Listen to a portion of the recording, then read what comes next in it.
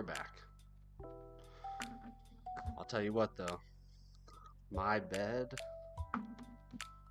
it was calling me this morning. It was saying stay here.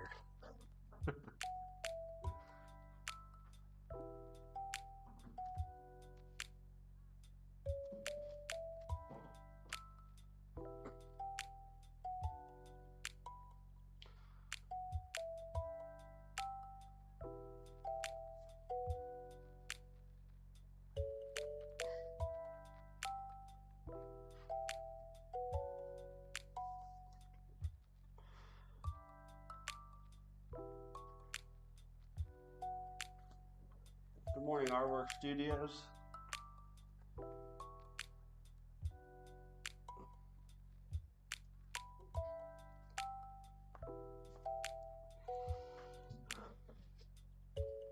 How are you doing this morning?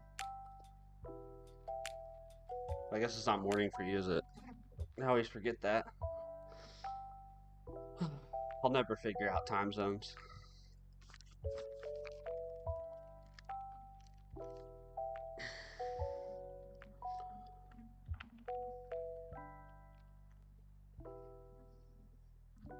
All right, let's see. Get ourselves organized here.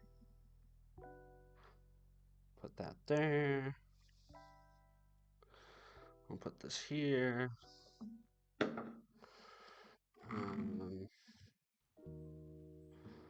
Put these over there. Got too much shit on my desk. I'm right here, man. Where's Steven at? That's funny. Oh, there he is. All right, so pin a message. Good morning. Going to be doing some work with Go. Excuse me. Maybe building a small static site and or upgrading stuff to .NET 10. Feel free to grab a coffee. Good morning, Arvin. And hang out. Try commands if you are new.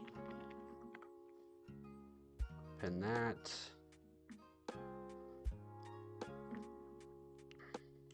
I think that, and then Discord. Let's make sure my Discord bot hasn't died. Nope, my Discord bot is alive.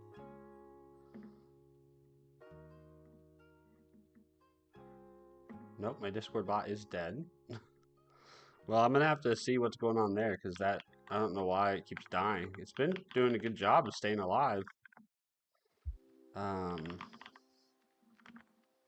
What was the, sorry, hold on one sec.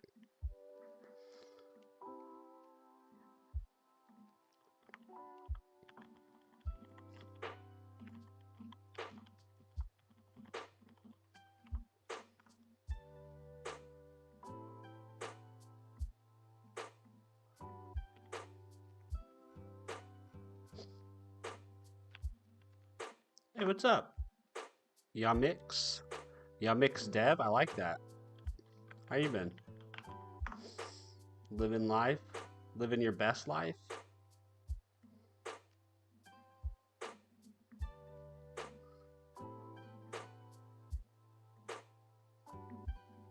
Okay, so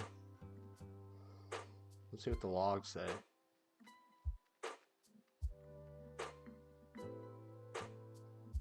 Huh. No, it's awake. So my bot is live. How come it didn't trigger? It didn't trigger a notification though. It's weird. Is your Saturday going well? Yeah, my Saturday is going good, man. It just started. I'm, you know, I'm only 21 minutes into it, but yeah, we're here. I will not lie though to you guys. When I was laying in bed this morning, I was thinking,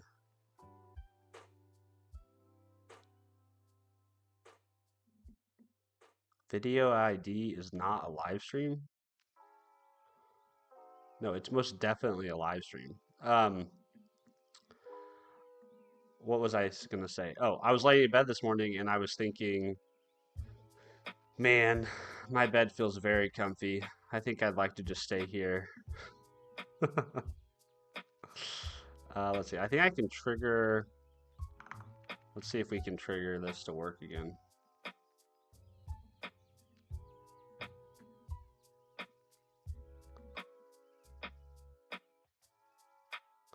That one worked. So weird. Look, you can see we handled it here. It says video OZF. This video ID is a live stream. But then down here, for whatever reason, I don't know if it's a bug in my code or what. that same video ID, it said it was not a live stream. So I don't know what that's about.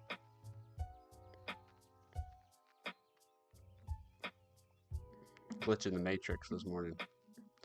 In any event, we fixed it. We'll have to keep an eye on that. See if that happens again.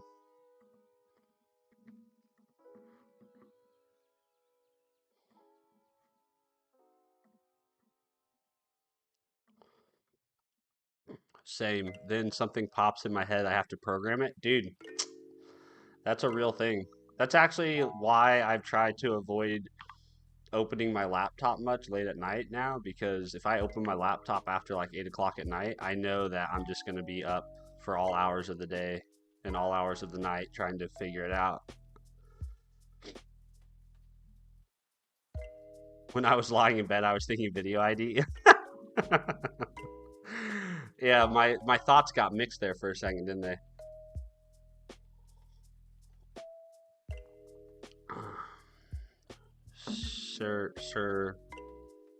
Sergey, maybe?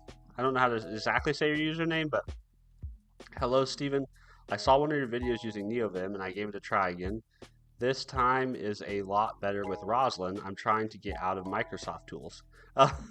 Well, Roslyn's a Microsoft tool. LSP is a Microsoft tool, so it's hard to get away from Microsoft. TypeScript is a Microsoft tool. He said F. but I'm glad you've given Neovim a try and enjoy it. I actually use in my Neovim config, I actually use OmniSharp, because the Roslyn LSP isn't officially open source. It's what they use in VS Code for the C# dev kit and in Visual Studio, but it's not. They don't make it available really. So the guys who make the Roslyn Neovim plugin, they sort of hack around that. That's also why you can't use Mason to manage the Roslyn LSP. There's a pull request that's been open in the Mason repo for like a long time. And I don't think at this point they have any intention to actually pull it in unless it changes its status.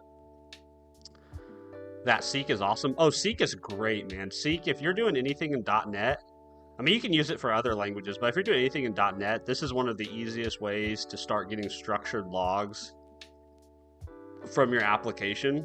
They also support traces. They don't support metrics, so if you're using OpenTelemetry, you can actually use Seek.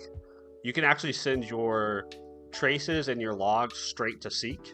That's not really best practice. Best practice with OpenTelemetry is actually to send your logs, traces, and metrics to what they call the OpenTelemetry collector, and then you have that send to your whatever backend you want to visualize those things in. But if you want kind of a low-key setup, Seek is great. You can send logs, traces, and then you'll have to do something else for metrics. But for a lot of the applications I build for myself in my world, structured logs and traces are plenty.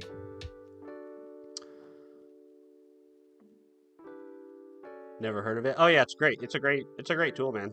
If you're in the C# world, it's pretty ubiquitous. I don't know how widely it's used outside of the .NET and C# ecosystem, but you can use it outside of the C# and .NET ecosystem. Man, I thought you were mentioning the plugin seek.neovim. I've never heard of that plugin. No, we weren't talking about that. We were talking about this this tool. This is what we were talking about. I've never heard of that plugin. Seek.neovim. Hello, Toastage, by the way. I realized I didn't say hi. How are you doing, man? Good to see you. I think my dog is blinder than me. Yeah, we actually, that's funny you say that because we think our dog can't see very well, and we also think his hearing has gone really bad.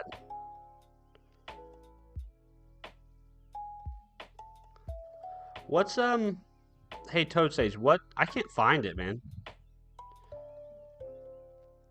Hello, Anonymous. How are you doing? Good to see you, man. Is there a place I can look for that plugin, Toadsage? Because I typed seek Neovim and I don't see it coming up.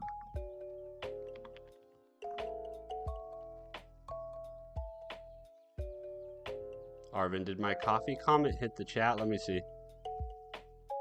Steven, last time I drank coffee, I got an allergic reaction. Gonna test it again right now with an extra light one. Dude, be careful. I don't want you to ruin your morning trying to have a cup of coffee. Toadstage, wait, I'll link it up. Okay, thank you. Yeah, drop the link in Discord or drop it in. I don't think you can put it in chat. I don't think YouTube will let you put it in chat, but if you want to drop it in Discord, that would be awesome. I'm always on the lookout for new Neovim plugins to try.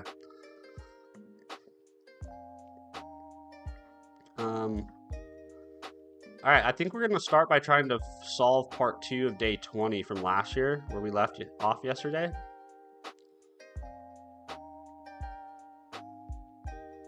So if you're new here, you're going to kind of be coming in midway, but it's no big deal. If you want me to give you more context, just let me know.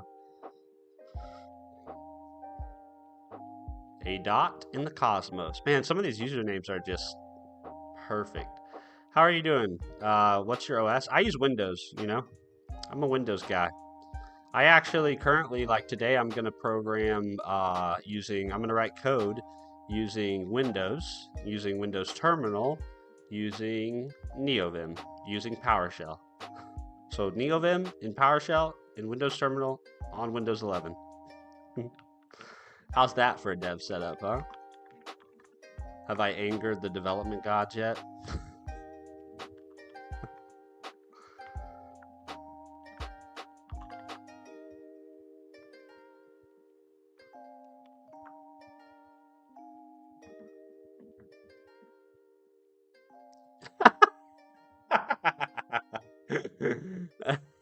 A dot in the cosmos said, "You are an insane person."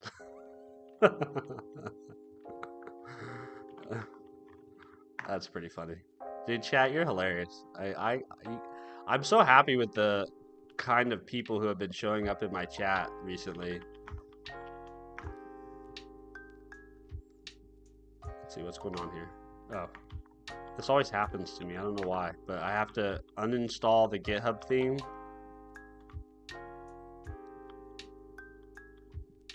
Where is it? Yeah, then I have to reinstall it. And then I'll quit out. And I'll open it back up. And everything will be fixed. Bill Gates loves Steven for the amount of Microsoft tools he uses. Dude, Bill Gates loves developers for the amount of Microsoft tools they use. Fucking everyone, like that was what was so funny earlier is who was it? Sergey Ulan-Kanu, that guy. He said he was trying Neovim with Roslyn and it was such a great experience and he was trying to get away from Microsoft tools. But it's funny because Roslyn is Microsoft. Language server protocol, that's Microsoft. Debug adapter protocol, Microsoft. Like TypeScript, Microsoft. GitHub, Microsoft. Visual Studio Code, Microsoft. Like Yeah, like you can't get away from it. And so even if you think they are the evil empire, like in the developer community, they are not. I mean, they're just not. Like I don't. Maybe they are on the consumer side, like the shit they're trying to do with like putting a bunch of AI agents in Windows 11. That doesn't sound very good. But like from the developer house, like we get a lot of value from Microsoft for absolutely nothing.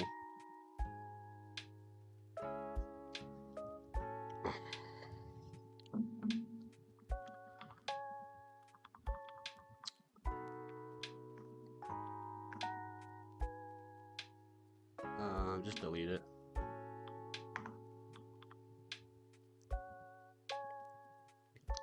A dot in the cosmos. Extend, embrace, extinguish.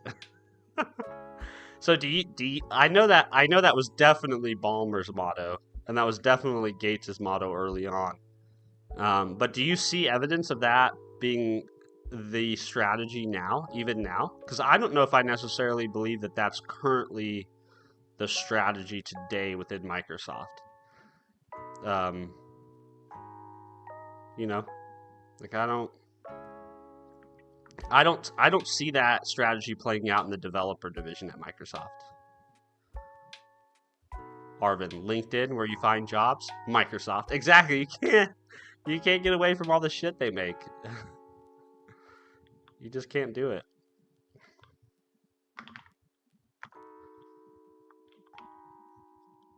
I have to reorient myself for a second here.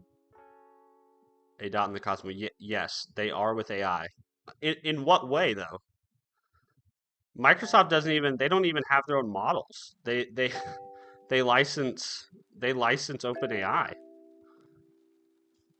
I mean, they own a big chunk of OpenAI, but they license OpenAI's models to run them and provide them through Azure. You know, and so I don't know how are they extending, embracing, extinguishing in AI. I mean, all of the all of the AI editors, the AI powered editors that are out there, they're all forks of VS Code. So again, it's like, well, if they really wanted to extend, embrace, and extinguish, why wouldn't they prevent those folks from developing editors on their open source stack? I mean, they literally open sourced the Copilot extension just this year. You can fork VS Code. Yeah, that's Cursor, Windsurf, all those tools that people are using. Those are under the hood at their very base layer. They're forks of VS Code. They are building tools for AI to write code. They are betting that AI can replace us.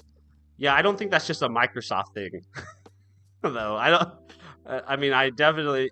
If anything, I think Microsoft has the most measured take because they have positioned all their AI offerings as Copilot, right? So like they are kind of insinuating that they think AI is not going to replace us, but it is going to work alongside us. If anything, OpenAI and Anthropic, those people are much more aggressive about AI replacing us. I don't know. I'm not trying to say Microsoft doesn't have some issues. I'm not saying they didn't have issues in the past. I'm just saying they do a lot for the developer ecosystem, and the developer ecosystem continues to portray this narrative that they are some terrible evil force, and yet developers continue to benefit from all the work that the developer division at Microsoft is doing. Hunting Satire, and we are up, baby. Good morning. Hello, Hunting Satire. Good to see you.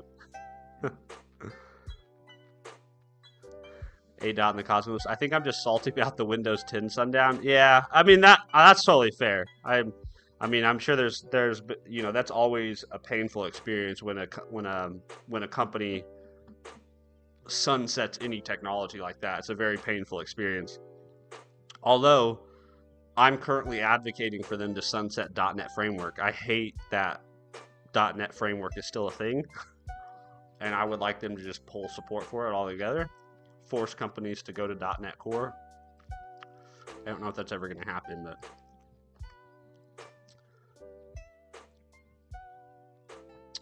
yo. Also, dude, just say hunting. I don't even know how to say my username myself. Okay, I'll say hunting. I used to see your guys' display names, but now I see your usernames. So I don't. That's why, I'm like, I don't even know what to say. Don't hide, Steven. You got a lot of some money by Microsoft. I don't have money, so I haven't gotten any money from Microsoft, but I'm willing to bet that a large money of the money that I have invested, I would guess a huge portion of it is weighted towards Microsoft, because most of all the money I invest goes into either an S&P 500 index fund, or it goes into a total stock market index fund, which are all those index funds are cap weighted, meaning more of your dollar goes towards the larger companies in those funds. And Microsoft is one of the 10 largest companies in the entire world, or at least in the United States. So I'm definitely a stockholder of Microsoft and Google and Meta and just about every publicly traded U.S. company. Is too vague to identify specific.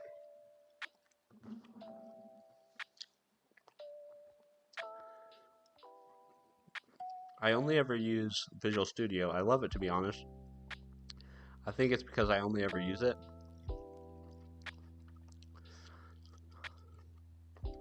Toad says, me too, but I'm not using dollars. Yeah. Yeah, it's funny. It's hard for me to really shit on anything those companies are doing, because I just want my stock to keep going up. Steven being a Microsoft stockholder makes a lot of sense now.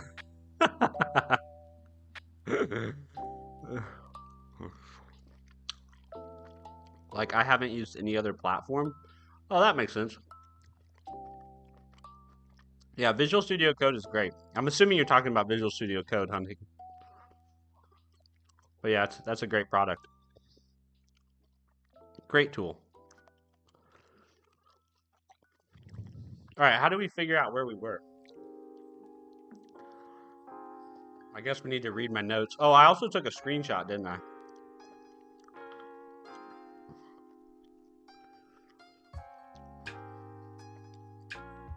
Common man, don't leak your financial secret. Well, all my financial secrets can be found in a book called The Simple Path to Wealth by J.L. Collins. If you want to know how I approach my finances, just go read that book and you'll have all my secrets. What did I... Oh, there you go. I put it here. This is what I put it.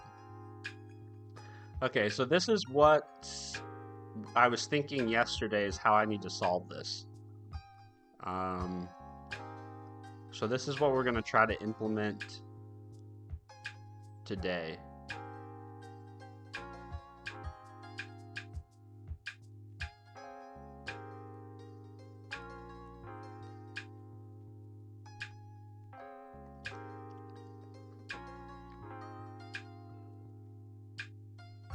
Ooh, mass.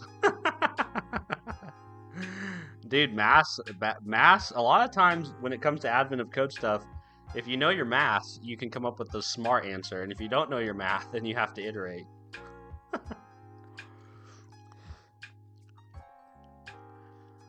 Also, Steven, your Discord soundboards are crazy. Nuts and nuts. What are you talking about? Do I have a Discord soundboard? Oh, Toastage, thanks for finding that that plugin.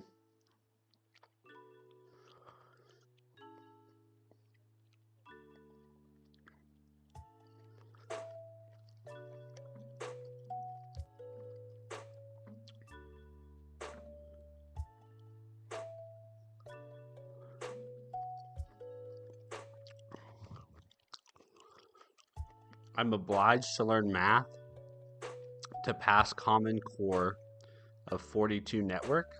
Huh, I've never heard of that. A dot in the cosmos. What's the problem?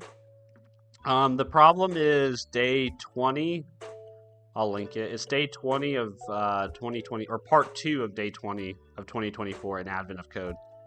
Here you go. We solved part 1 already, but we're solving part 2 now.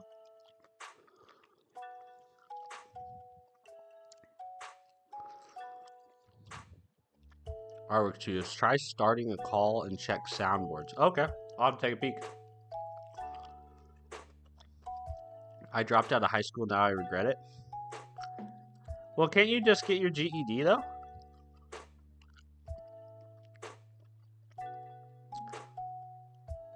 Is that a thing where you, I don't know, you mixed dev if you're in the United States, but can you just get your GED? A dot in the cosmos. On mobile, following links leaves the app. Oh, well, just copy it or type it into your browser or something. But that's the problem we're solving. I mean, would you like me to explain it? I mean, I can explain it very quickly. It's not crazy complicated. Basically, what we're doing is you have a track, which is represented here in a grid, and you have a start position and you have an end position, and there's only one way through the track, which is marked by the periods that you see. And the problem that you're trying to solve is there a way that you can cheat? Meaning, is there a way that you can move from where you currently are to somewhere else on the track and save yourself time? But your cheat or your move,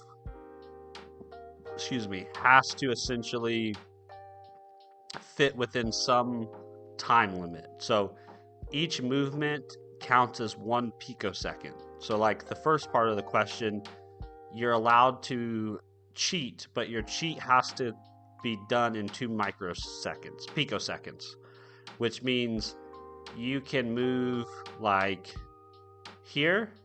Let me try to color this. Which means you can move like to this spot and then to this spot, and that would be one possible way to cheat and get yourself further along the path in fewer moves than it would take to go the normal way, right? Because this would be the normal way.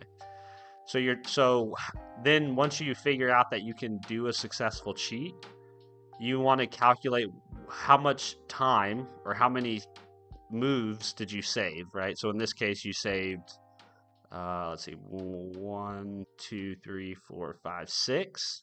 So you saved 4 moves because you took 2 to get here, and normally it would have taken you 6, right? So that's basically what we're doing. Now what we're doing on part 2 is instead of only being allowed 2 picoseconds, you can now move 20 picoseconds. So you can now cheat with 20 moves, essentially. So we're going to implement a solution that does that. Hunting satire, Steven, what's the problem, my man? Teach us, do some big brain stuff. Yeah, so that's the problem. So now we're going to dive in. I'm over here snug as a bug in this cozy rug, rolling and giggling because I'm cozy. Well, I was cozy this morning, and my bed was telling me, hey, man, you don't need to stream today.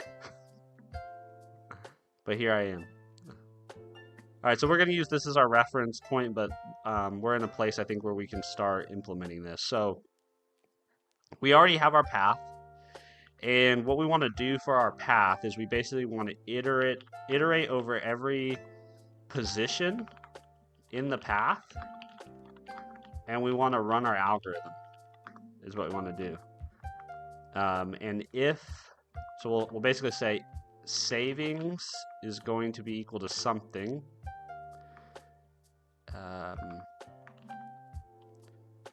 Yeah, savings is going to be equal to something. We're going to have some sort of total. And we're going to return the total here. So what's the first thing we need to do? So we need to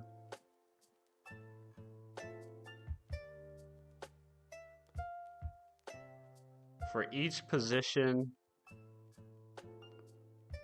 we need to compare it to all the other positions. So we actually need 2 loops.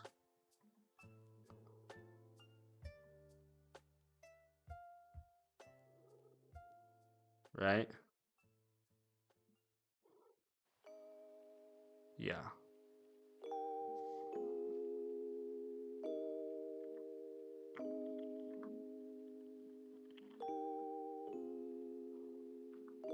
So let's call this cheat start. And for now, I don't think we need the, well, we will need the distance. So let's say cheat start distance. Actually, I'm just going to say C. And this will be our cheat end.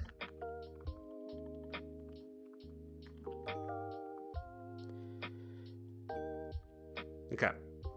Then we need to calculate, essentially we need to calculate the rise over the run, right?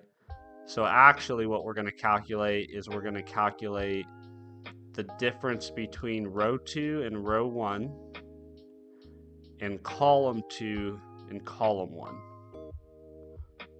So we'll say this is going to be the Copilot's going to try to solve this for me, so I'm going to disable it, Copilot. Good morning, I Love Lamp. You were streaming? Nice, dude. Kill it. Steven, I sent to General tab. Okay, nice. Okay, then I'll think I'll work on refining my fleeting notes. Go for it. I think we need to type some code or something. That's what I'm doing. You mix. Let's go. Yep, we're gonna dive in here.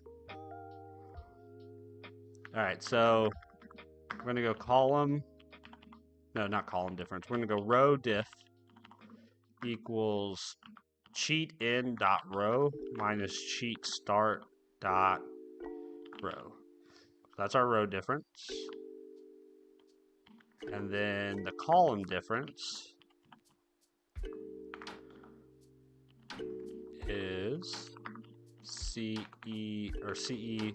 dot column minus CE dot or CS column. Yeah. So this is effectively our run, and this is effectively our rise. So this is effectively the delta between the y's and the delta between the x's. So we need to say, okay, if, oh, and then we need to add them together. So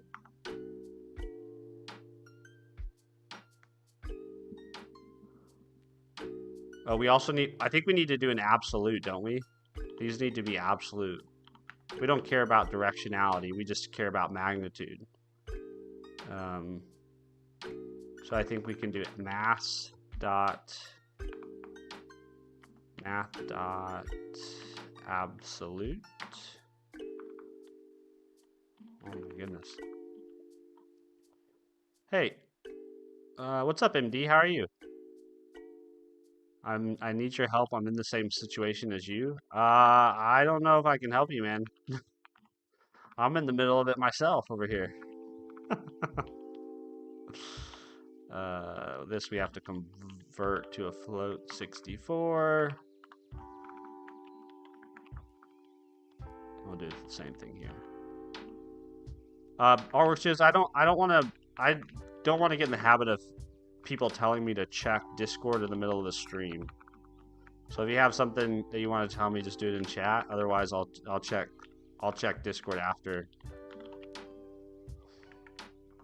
Otherwise, the stream will just turn into people being like, "Hey, check Discord."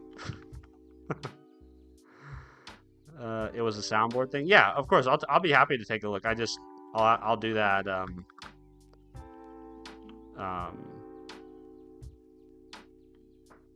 After the stream ends. Okay, so total diff is going to be equal to column diff plus row diff.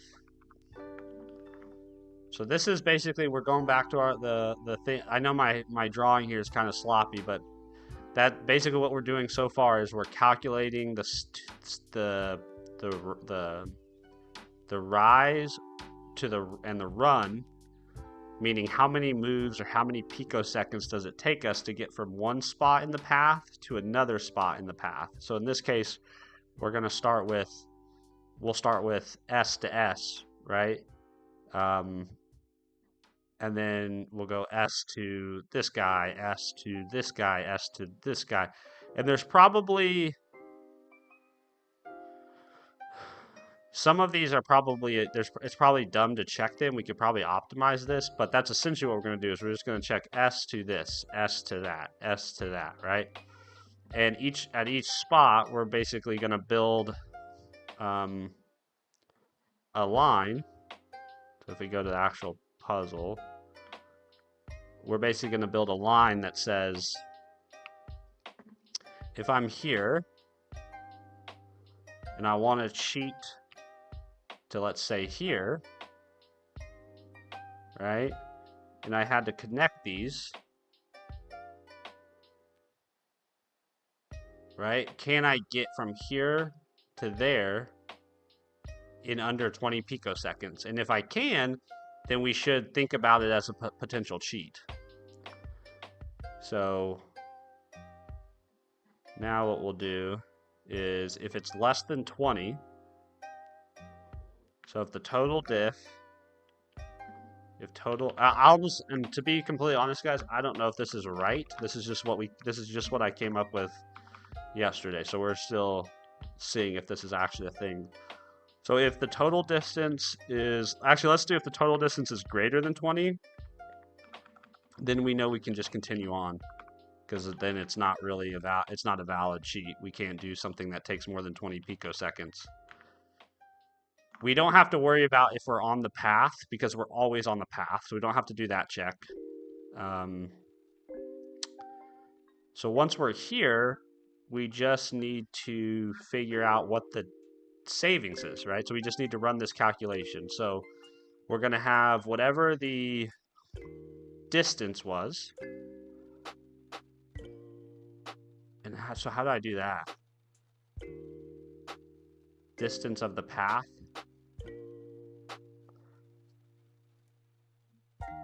I think, let's see, if I format dot println the path,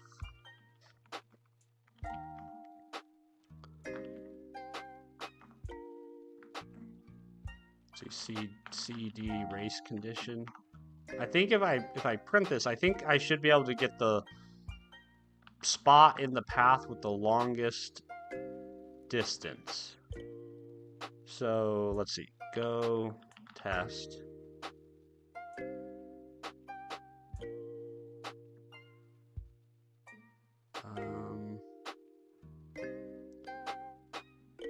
I think there should be an 84 in here somewhere. Let's see if I can find it. 84. Yeah, right here. So this is the end.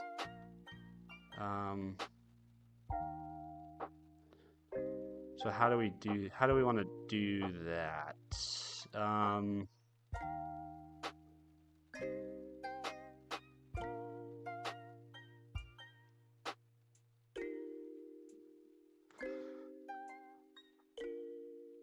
I mean, I don't think there's really any other way but to iterate, unfortunately.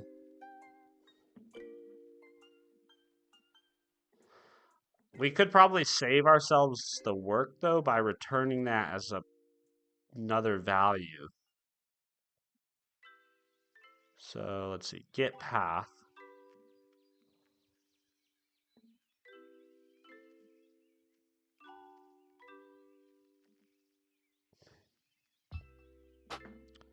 So we're already having to do the iteration over the grid here. I'm not going to worry about it, but I think what we could do is we could return two values from get path. We could do like the path, and we could also do start and end, right? That would probably make a lot of sense. but I think I'm just going to iterate over it. So to for key range over our path, and we'll do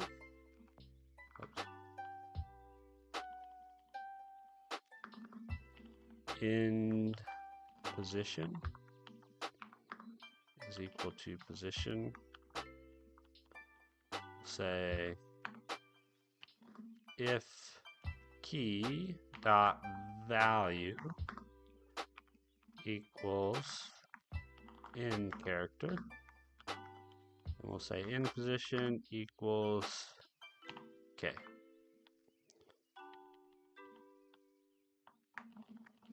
We'll come down here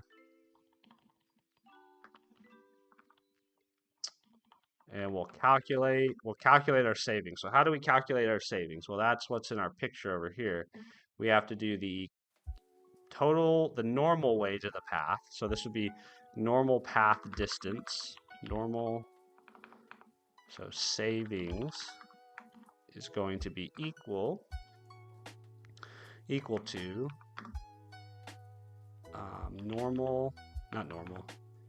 end position path. Let's see, normal.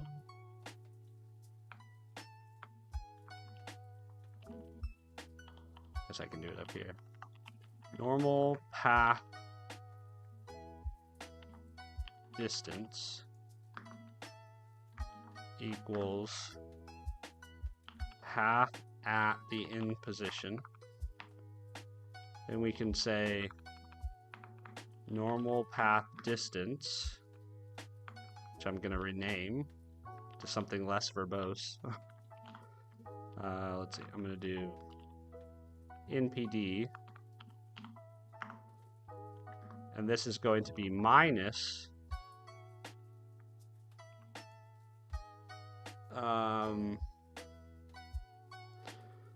minus C or cheat end distance minus cheat start distance, right? So if we're going back to this picture, this would be cheat start is here, cheat end is here, right? So this would be 0, and this would be 82. If we're looking at this problem, right? Because this is 84. And so this would be 84. So this would be 82. So 82 minus 0 is 82, but we still have to travel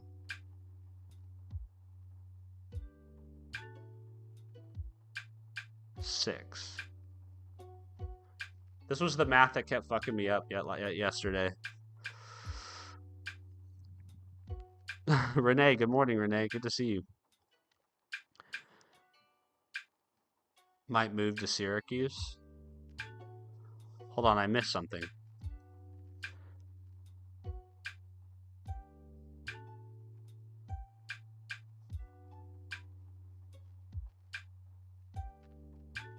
I'm gonna head off at 6, have some breakfast. How long you reckon stream will be going? We'll probably go till 7 o'clock. My folks are in town visiting, but my schedule's right there. I usually stream from 4:15 a.m. to 7 a.m. Lairmac Studio, try adding an exclamation point. So what bro doing? Which I think it'll just give you the title of the stream. I think is what it'll do. It says error, data loss. That is not what we're doing. What we're doing right now is we're solving day 20 of 2024 of Advent of Code. That's what we're doing at the moment.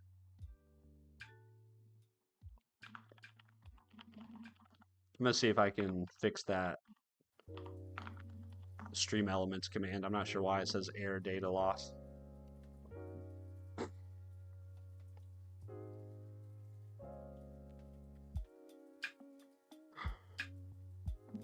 AZ anything 4 a.m. start is impressive. Why do you stream so early? Well, I don't know if I don't honestly don't know if it's impressive though, because like I feel like getting up at 4 a.m. is the same is equivalent to like staying up, till midnight or something. It's for some reason in some reason in the United States or in our whole hustle culture, getting up early is looked at as being more impressive than staying up late, which I've never really understood. But the main reason I stream that early is because I'm a normal dude.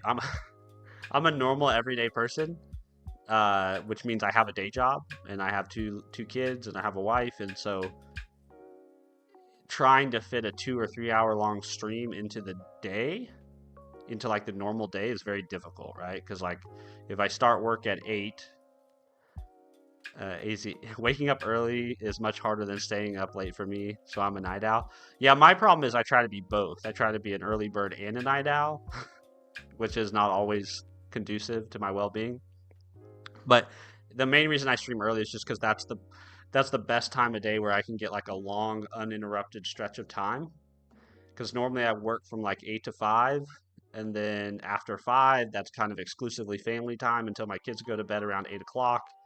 And then after 8 o'clock, I want to make sure that I'm like available to be spend time or at least be around my wife. Like we might not always do stuff together, but like we're usually hanging out in the same room.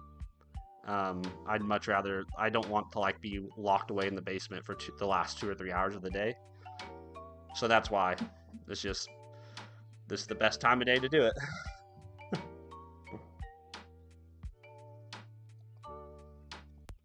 It's easy to get up at 4 a.m. if you go to sleep at 6 p.m. Yes, and my problem is I don't go to bed early a lot of times. That's why earlier I was saying that I've been trying to avoid opening my laptop after a certain time at night, because if I open my laptop, then I get all these wild ideas and then I can't go to bed until like I scratch that itch. So then I stay up too late.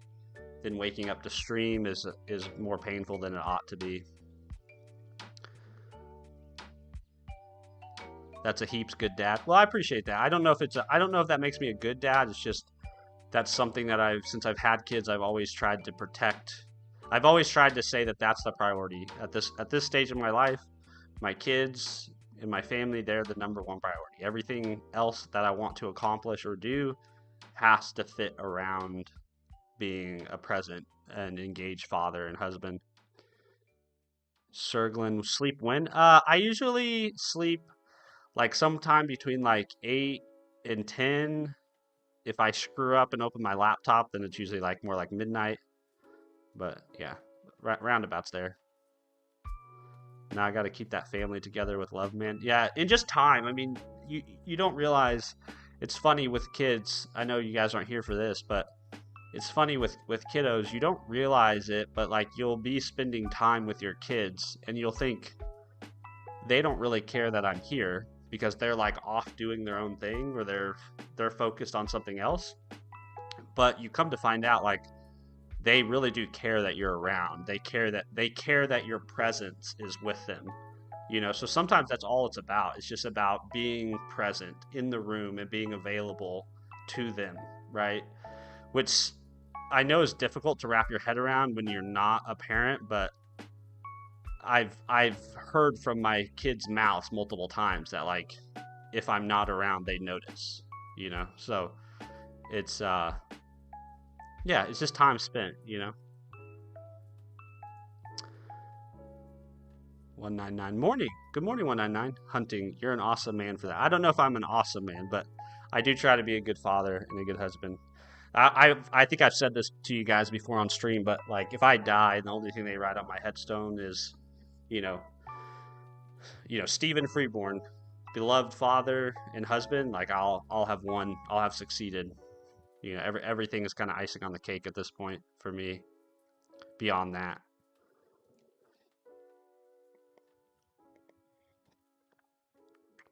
yeah, presence is the best. It really is. Which is hard for me because that's not. I'm very much wired as like an ambitious go-getter type of person. Like I would work 18 hours a day, and that's how I did work before I had kids. Like I would work 18 hours a day if I could. But when you have a family and you have kiddos, Like, you can't do that. Like, you gotta figure that shit out. You gotta figure a way how to tame that bit of you for a little while until until your kids grow up and kind of get their life and have their own things going on.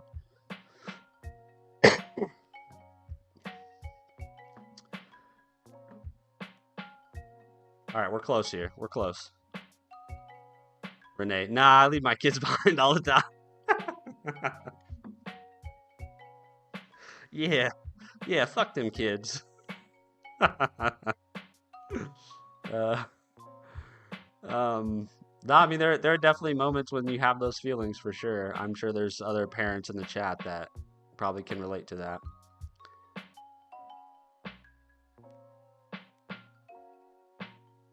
Okay, so there's two things I need. So I need to calculate the cheat distance, right? Cheat. I'm going to call this the cheat path distance. So CPD.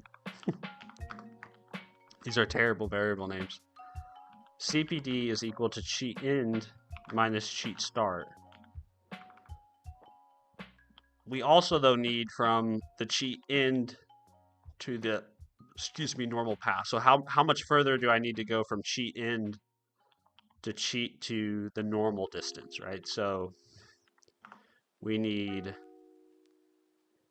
what do we want to call this?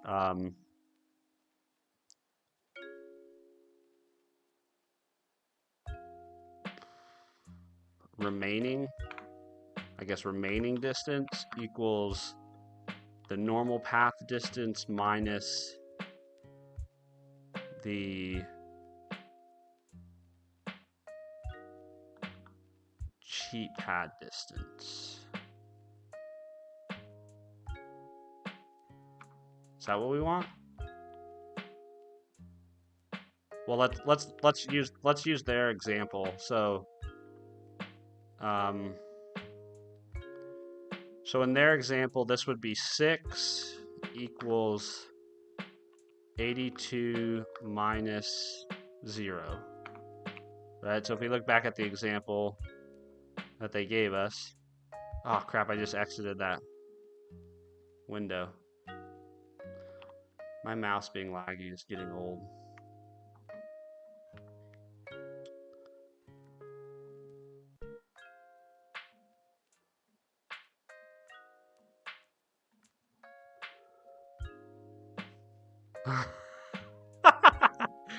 Oh my gosh, Hunting. No, don't. Don't even do that. Don't even do that. Sounds like you're having a good college experience, man.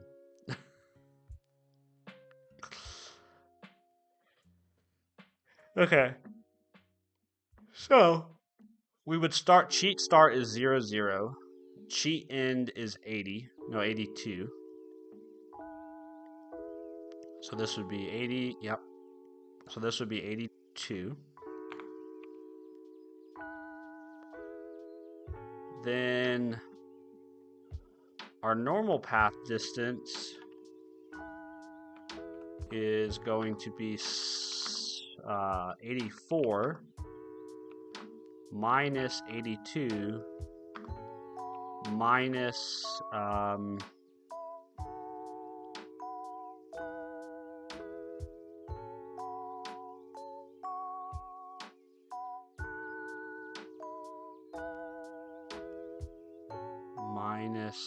the distance.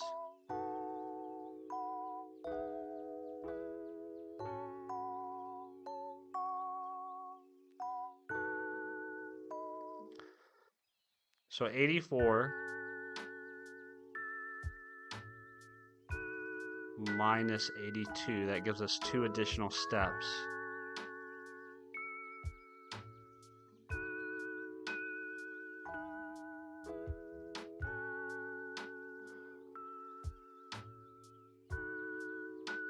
I don't know why my brain's having such a hard time wrapping my head around this. It's not simple. It's not complicated math. It's just, you're just subtracting 3 spots.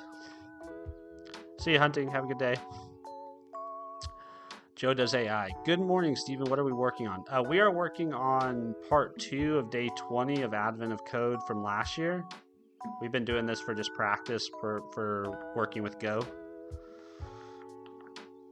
That's a link to the problem if you're curious and want to study up on the problem. But essentially, we're trying to figure out a way if there's a way to effectively or efficiently cheat through this path at the moment. And we're close to figuring it out. We're just, Steven's brain's having a hard time wrapping my head around it.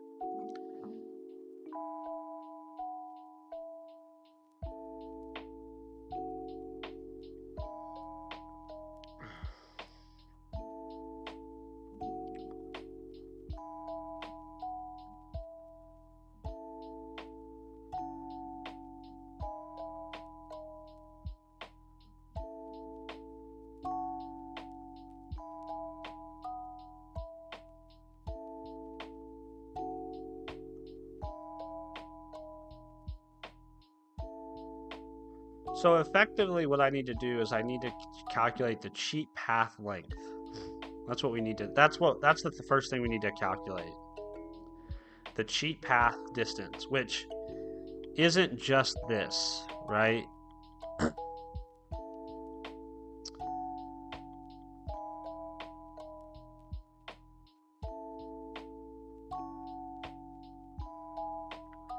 It's actually what it is.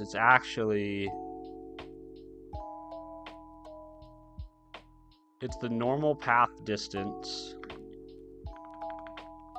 Normal path distance minus the cheat in distance. So in this case, it would be 84 minus 82 plus the total diff. That's what the cheat pad distance is. So this would be 82, this would be 84 minus 82 plus 6, right? Which this would give you a total distance of 8. So if we look back at their example again, just to kind of ground us in a real world example, we have 84 minus the end spot, which is 82. So that means there's 2 moves we have to make here, right? And then we made this total distance, right? The down and over, this is going to be 6. So we do 2 plus 6 minus 84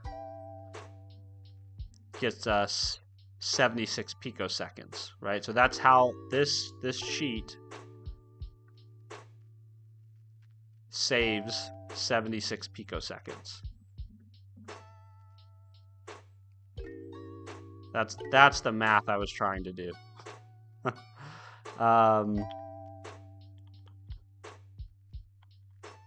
So that's our savings.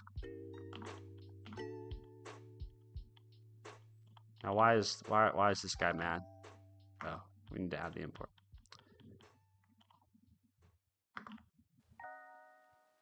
Declare not used savings, invalid operation.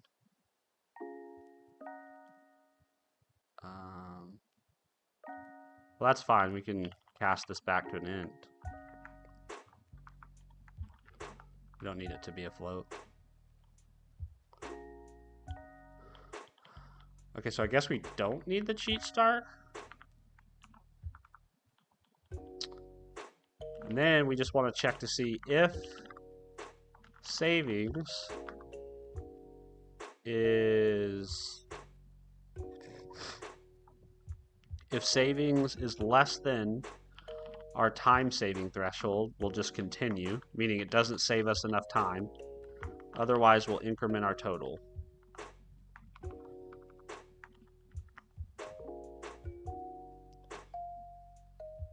So let's see if this works.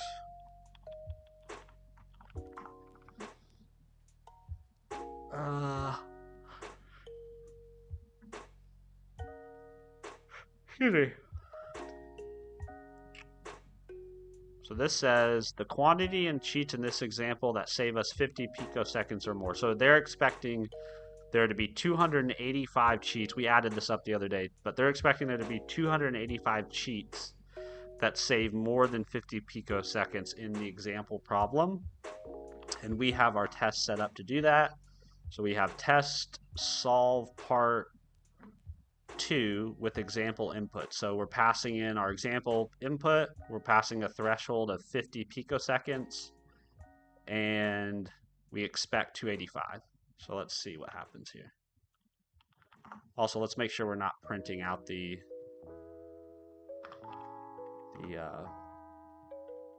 path. I don't think we are, but oh no. Oh no. We're off by a lot. Hey, what's up, Gun? What are we working on today? We're working on the same thing we were working on yesterday. Yeah, same thing we were working on yesterday.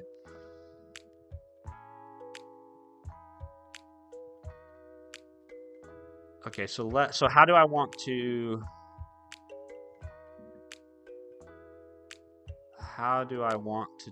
do this?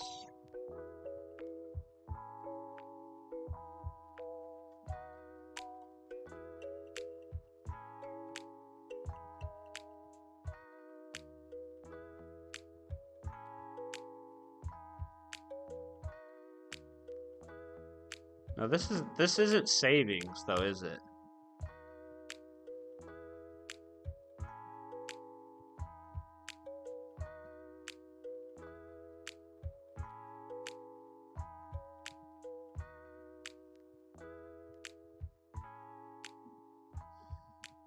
That's not the savings.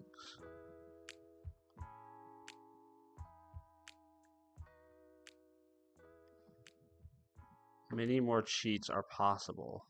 This 6 picosecond cheat saves 76 picoseconds.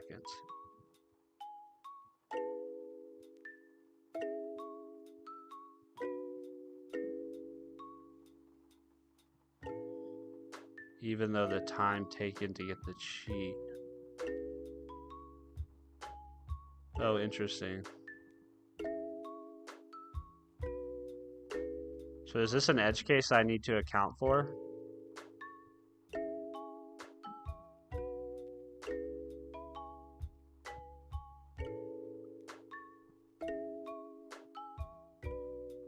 Because I think I would count this twice, wouldn't I? Based on my current algorithm.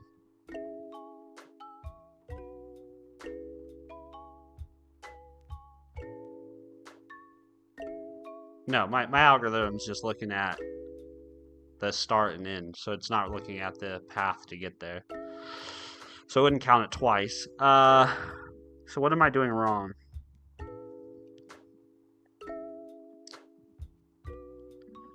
Let's see, let's see, if cheat start.value does not equal start character, then continue.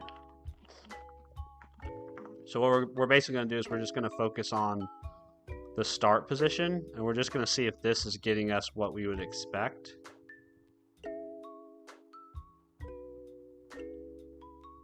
You're at King's Landing? No, you're not. No, you're not. You're not at King's Landing.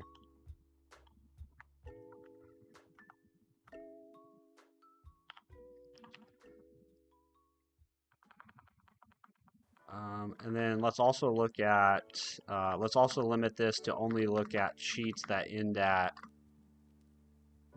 if cheat distance does not equal 82. Continue.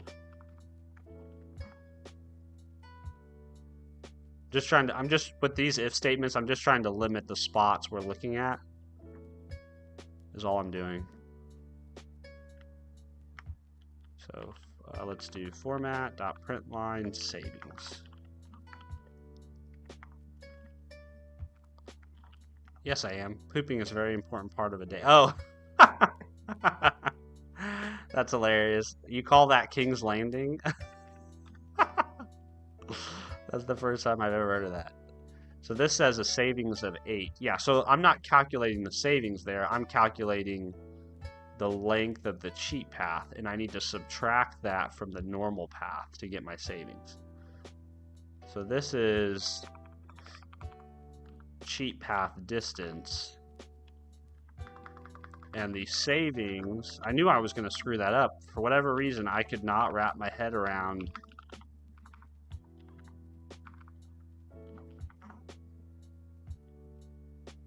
so now this should be 76. Yeah, 76. Okay, so now if we go back to if we remove our if statement, so we're no longer isolating it to just that one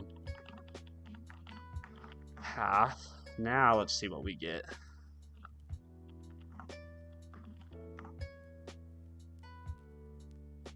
$2,267, but we wanted 285. All right, we're getting some negatives in there.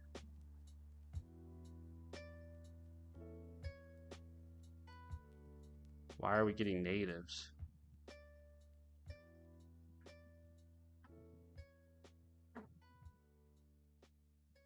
Is this what Pablo was talking about, being careful with our signs?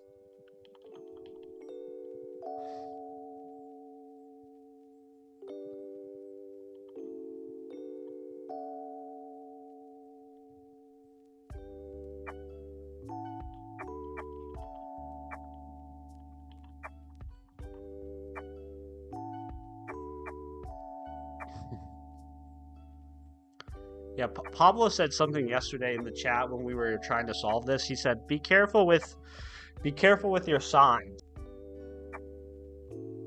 So if savings is less than the time saving threshold, we continue.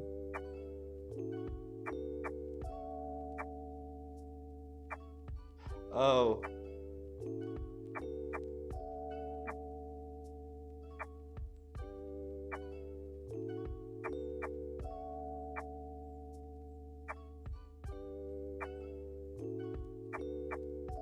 Am I incrementing this at the wrong spot?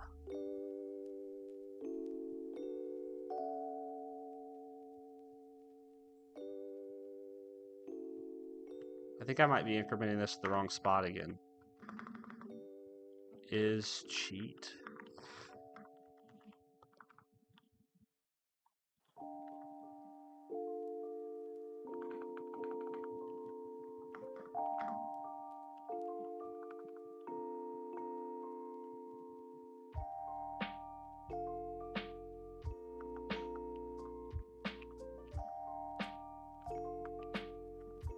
Let's see.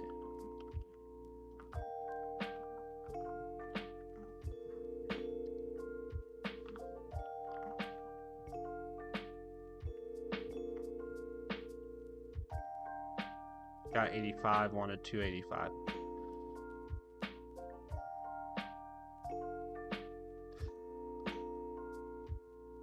No, we want to do this in the inner loop. Right? Because we're looking at start to all the other places on the path. So there could be multiple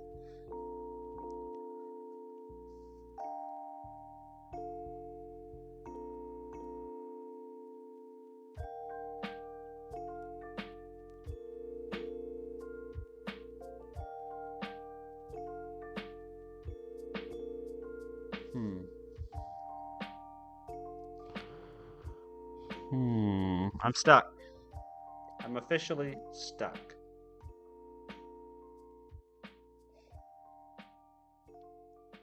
Shouldn't savings be CED minus total diff?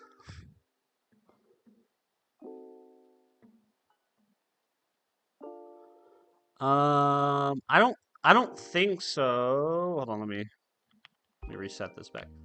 So let me rubber duck this for you. I'll rubber duck it, and you guys can tell me where I've gone wrong. So it would be helpful if I could also like show the picture alongside my algorithm. All right, so here's what we're doing. We're going through the path and we're starting at the start position and we're checking to see, we're looking ahead at the next, we're looking then, and then we're comparing the start position to every other position on our path. So if we get to this position, the start position compared to this position on our path,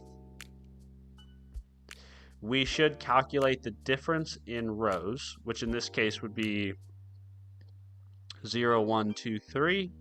So this would be the third row minus 0, 1, 2, 3, 4, 5, 6, 7, right? So 7 minus 3 is 4. That's our row diff. And then our column diff is 3, 0, 1, 2, 3, minus 1, which is 2. Which means that we have a total number of moves or a total number of picoseconds of 6. Now 6 is not greater than 20. So 20 is like our threshold, meaning we can only do cheats that take 20 moves or less. Okay, we can't move diagonally. We can only move up, down, left, right. So if the total number of moves is less than 20, we continue. So then we get down here where we're actually calculating our savings. And to calculate our savings, we have to get the total cheat. This is what CPD stands for cheat path distance. And so in order to get the total cheat path distance, meaning the total cheat path distance here is the length of our cheat path, which is 6, plus how many additional moves it takes us to get to the end, which in this case is 2. So to calculate that, we need to take the end position, or the normal path distance, right, which is essentially the distance at the end position, which in this case is 84, minus the cheat end distance, which in this case would be 82. So this gives us a value of 2. Then we add to it whatever the total number of steps we took were for the cheat path, which in this case is the total diff. So this would be 2 plus 6. So that's the total number of steps it takes us to execute our cheat successfully. Then we subtract the normal path distance, which is 84 minus 8, which gives us our total savings, which in this case is going to be 76. Excuse me, 76.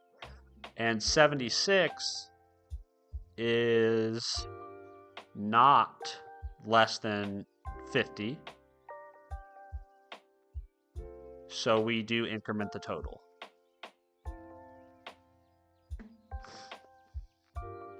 So that's what the current algorithm is doing.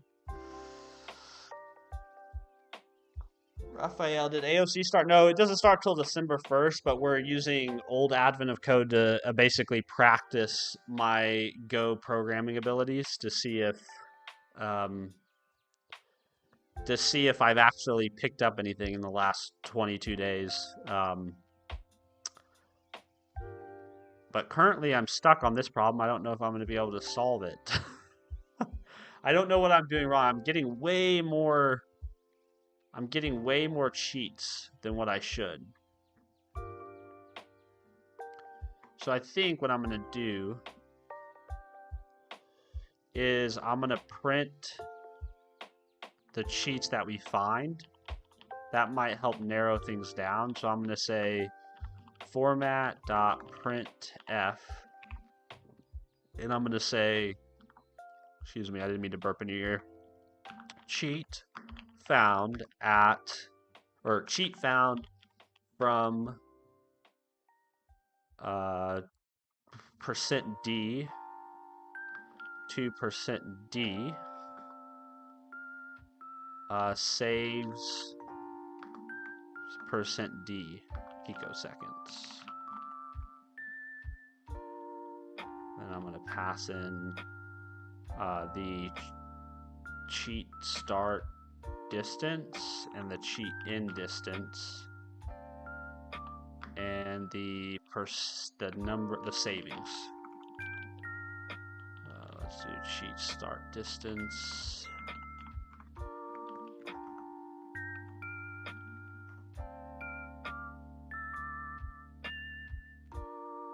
I see. I was ready to get my brain going, but I guess I can stay asleep a bit longer. Yes, you're totally fine.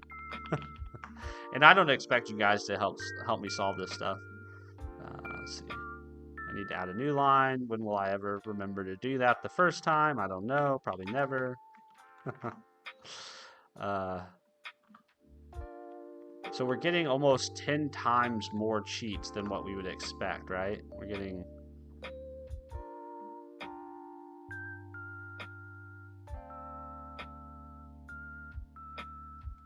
So maybe we just take a peek and look at some of these cheats and see if we agree if they are actually cheats.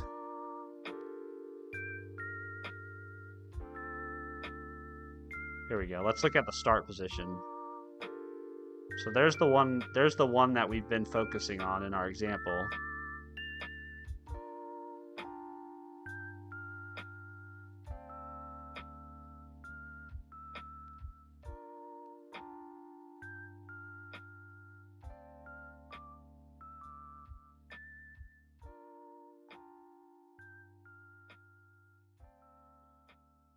Zero to 66.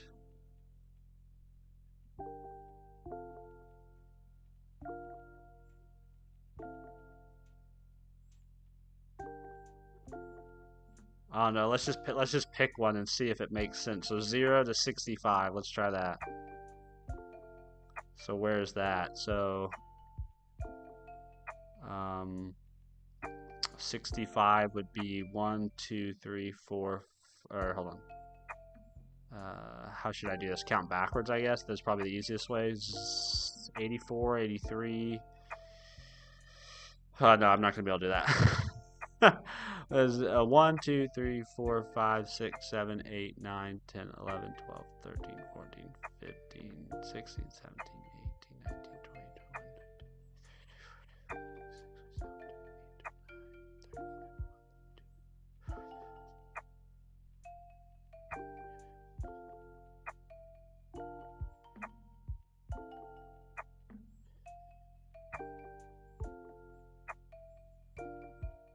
60, 61, 62, 63. We should probably just print the grid with numbers. That would probably make troubleshooting easier. But it's basically saying that we can get to here from the start. And is that true? So I think it is true, but let's see. So the row here is 0, 1, 2, 3, 4, 5, 6, 7, 8, 9, 10, 11, 12.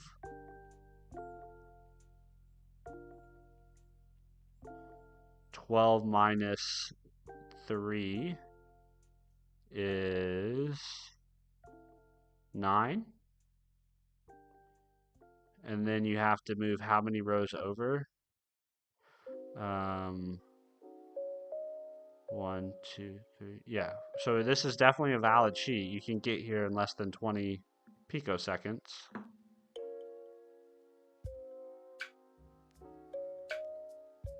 And it does save you more than 50 picoseconds of travel.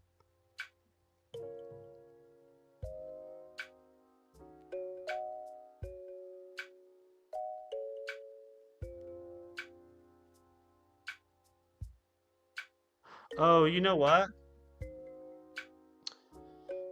Phone battery's gonna die. Hit the chat to say hi, I'm going down. Bye. See you, Arvin. Have a good day, man. Hold on. Am I calculating the N correctly? So how many steps does it take to get from 63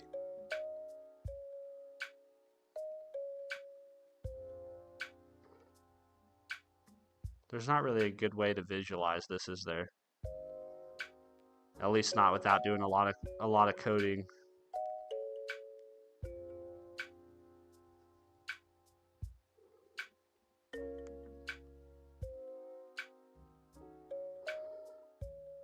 Let's see, let's see if this is counted twice. So, is there a cheat from 82 to 0?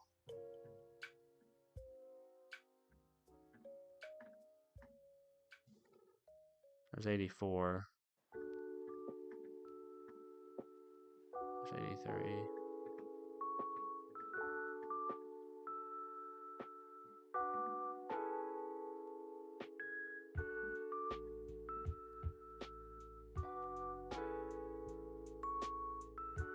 No, it shouldn't, because it wouldn't save you at any time.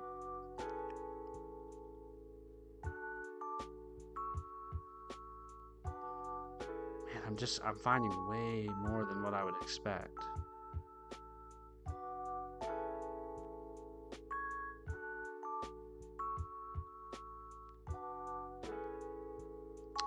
I'm stumped, guys. I'm stumped.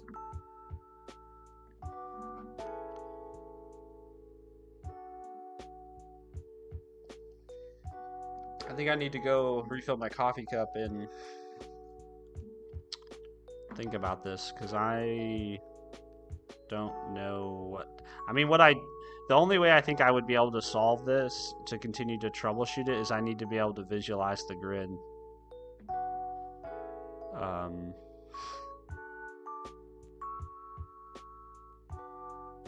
Yeah, I think I need to be able to visualize the grid.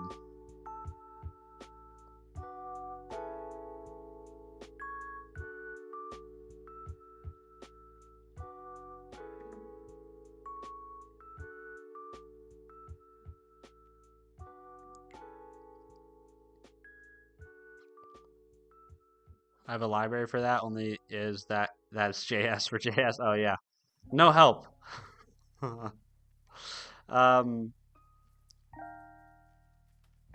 This to me should work, and I'm not sure why.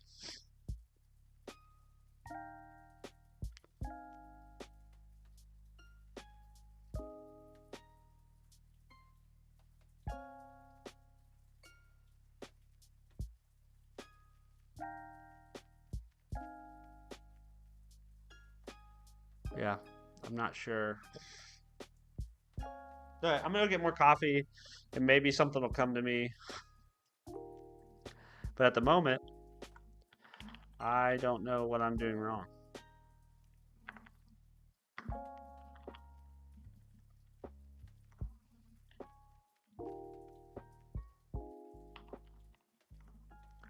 So if you're here and you're going to stick around, awesome. If not, no worries. I totally understand. Not everybody wants to stare at an empty chair. But in order for my stream to continue, I do need caffeine. So at times you will have to tolerate me walking away for more coffee. So I'll be right back.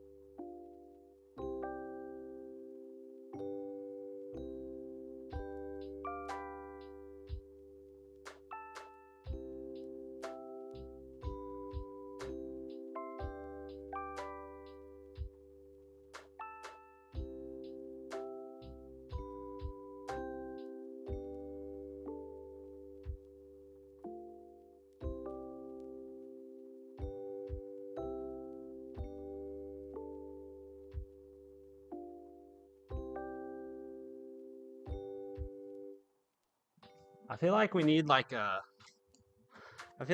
separate scene that's like a wider angle camera, so I can stand up during these problem solving exercises and like maybe lift my kettlebell a little bit or something.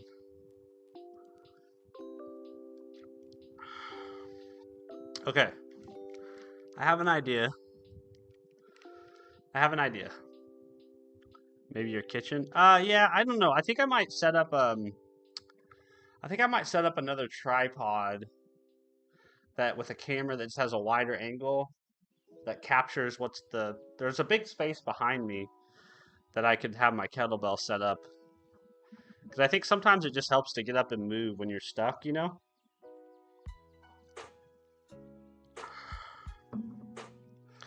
All right, so I have an idea. I have an idea of how to try to figure out what I'm doing wrong.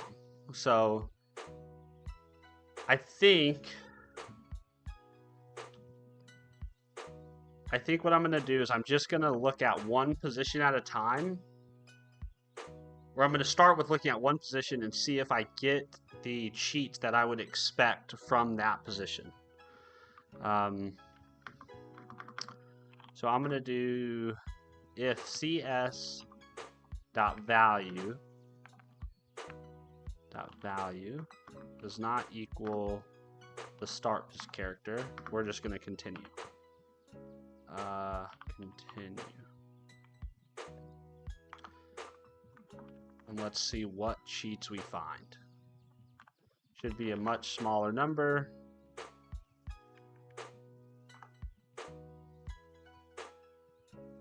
Yep, it's only 20. So do we actually think there are 20 cheats? I think that's the question that we need to answer. Is there really 20 places that could be cheated to? And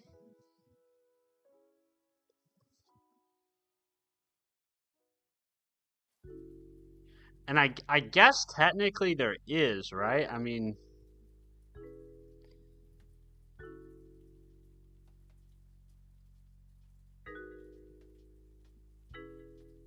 So if this is start, right? Basically, so this is 3.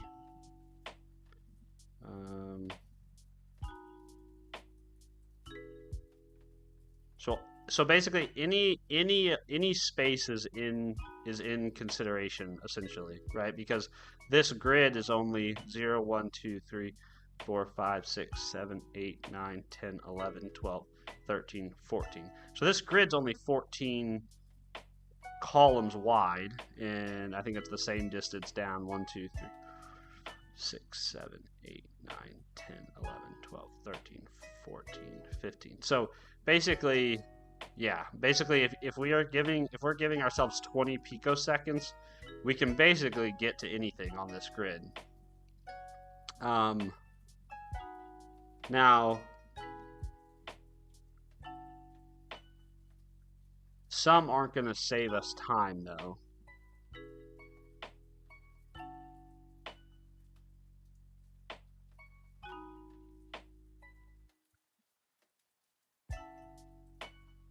So it looks like we can jump to 66, and that saves us 52 picoseconds. But does it really save us? That's the thing. I think maybe my savings calculation is off.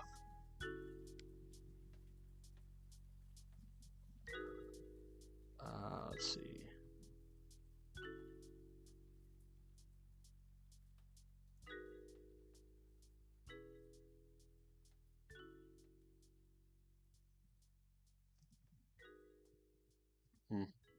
Hey, what's up, Dungeon GD? Good to see you.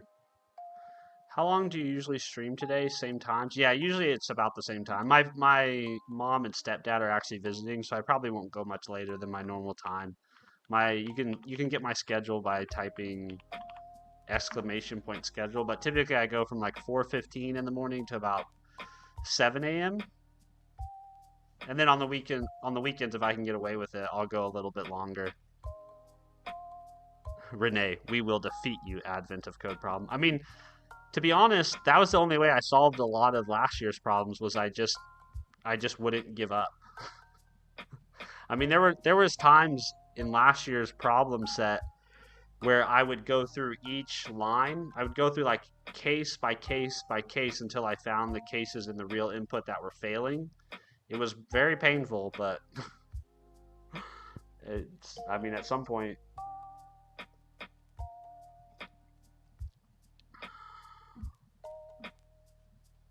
I think this would be helpful if I had a grid that had the numbers, though, don't you guys think?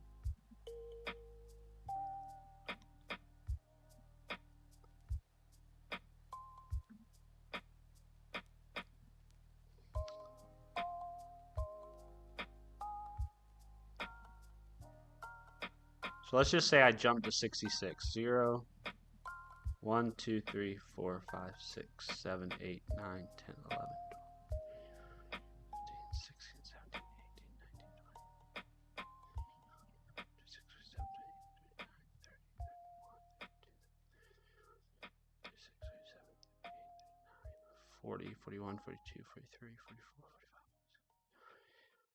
50, 51, 52, 53, 54, 55, 56, 57, 58. Okay, so we're at 66.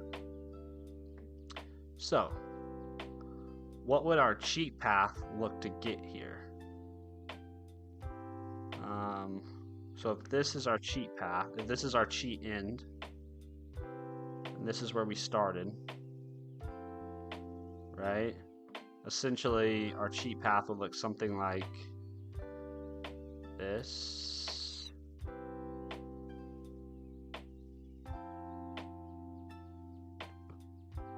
Theoretically. Which means then to get to our end, we would need to go from here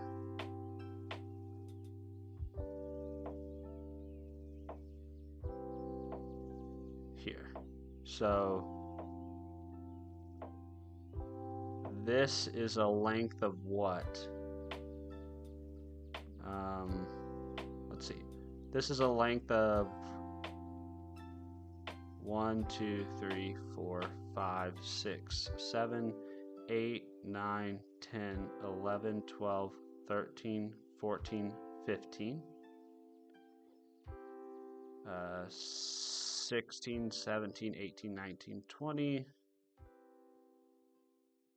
21, 22, 23, 24, 25, 26, 27, 28, 29, 30, 31, 32, 33, and 33 minus 84. 84 minus 33 is what? 51. It took us. Oh, I may have counted wrong. Okay, so it does say. So it does. That is really does save us. So is my understanding of the problem wrong then? There's got to be there's something fundamentally not correct here.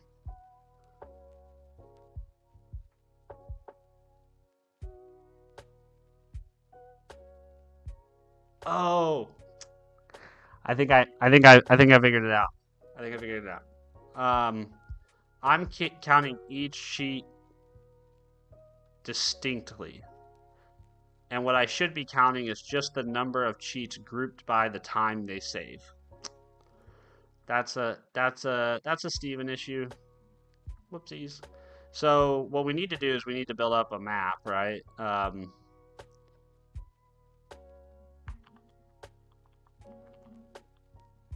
So what we should be doing is we should be doing this. We should be saying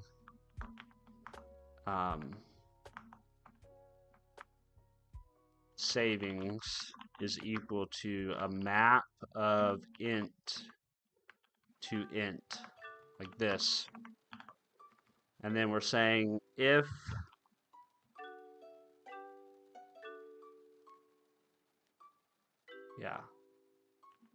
and we're saying savings,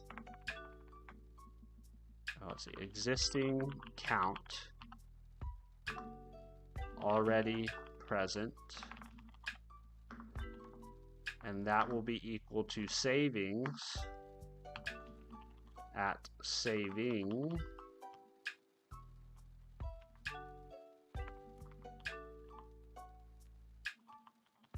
that.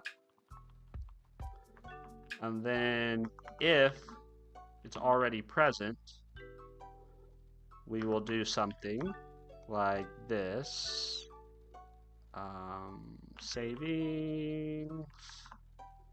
Saving equals existing count plus 1. Otherwise, we'll initialize it to 1. We need to continue here. What that means is then we need to basically loop over this map at the end here.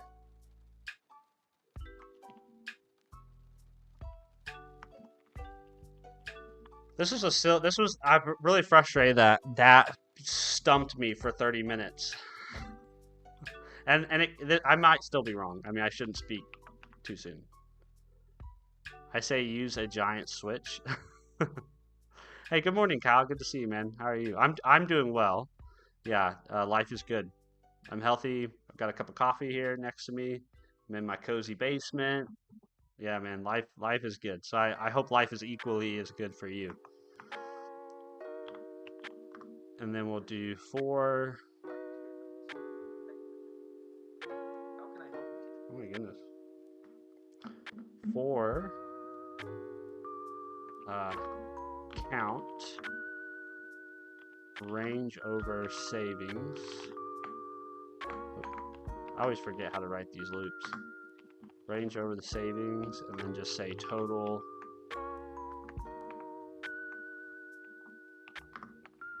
equals count, like that.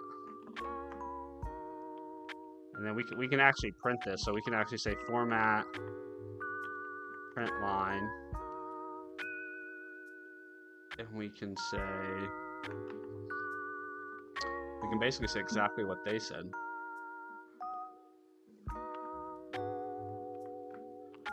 So there are blank cheats that save blank picoseconds.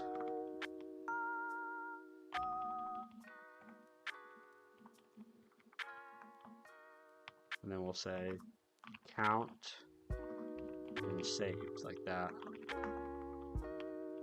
And we can put this on a new line. I'm not going to forget this time. This needs to be printf. I honestly kind of hate the way printf works in Go, but it is what it is. Like I would much rather have just interpolated strings with C#, like console.writeLine, interpolated string, and not, move on with my life. Now let's try this.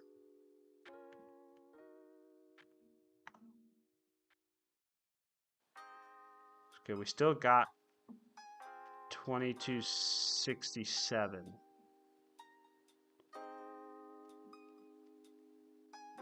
So there should be 32 cheats that save 50 seconds, and we have 87 cheats that save 50 seconds. So I'm still wrong.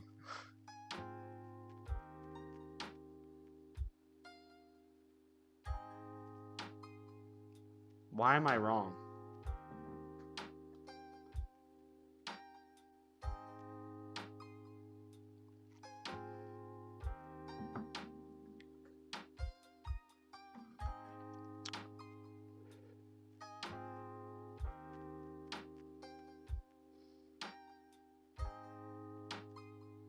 I don't know why I'm wrong, chat.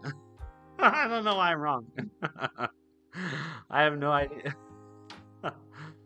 Fuck, man.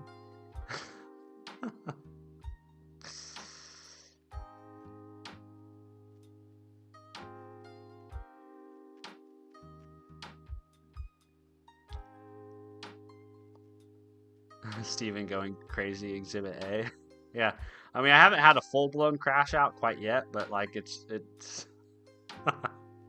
it shouldn't be this hard though. That's the thing, is like it shouldn't be as difficult as it's being, because conceptually it's not.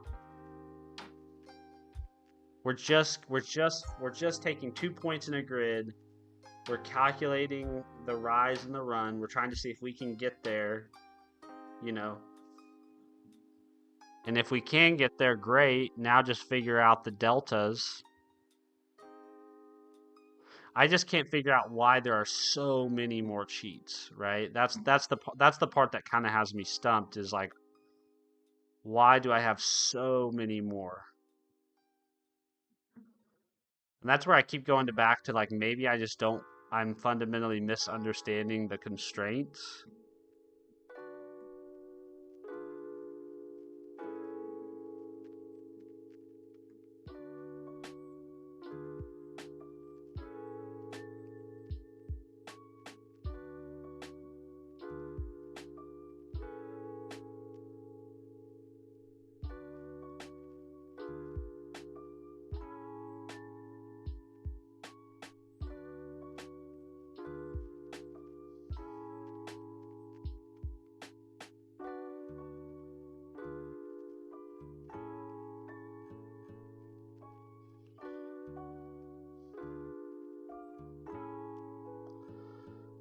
So this says there are 3 cheats that save 76 picoseconds, and how many do I have saved?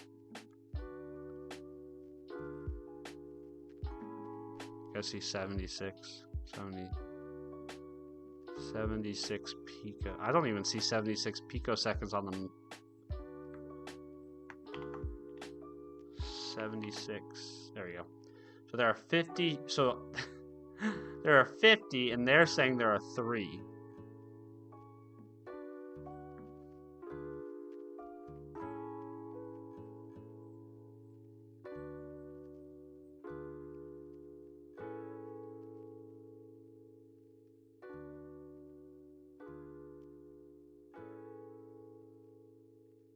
It's almost like I'm looping too many times or something. Mo938, do you use Neovim? I just made the switch a couple days ago. I feel like I've been punching myself in the face nonstop ever since. Yeah, I do use Neovim. Yeah, I do. I still use VS Code and Visual Studio and things like that, but I've been using Neovim a lot this year, and I will totally submit to you that I felt the same way the first. I think I just made a short about this. Probably for a month. It took a good month of using it every day before I felt like I could stop tripping over my fingers. But if you can be patient with yourself, if you can accept the hit in your productivity and you can just struggle through, eventually you'll kind of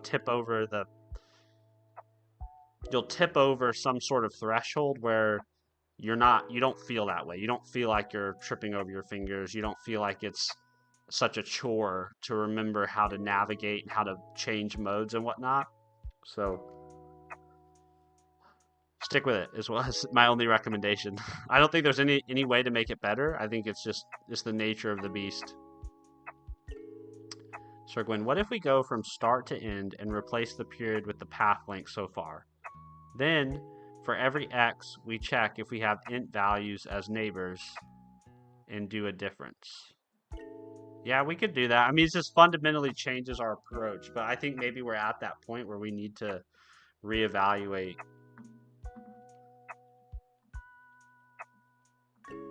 Because that's how I saw what you just said, Sir Gwen, or I don't even know how to say your name. I'm so sorry if I'm screwing it up, but I'll just say Serge.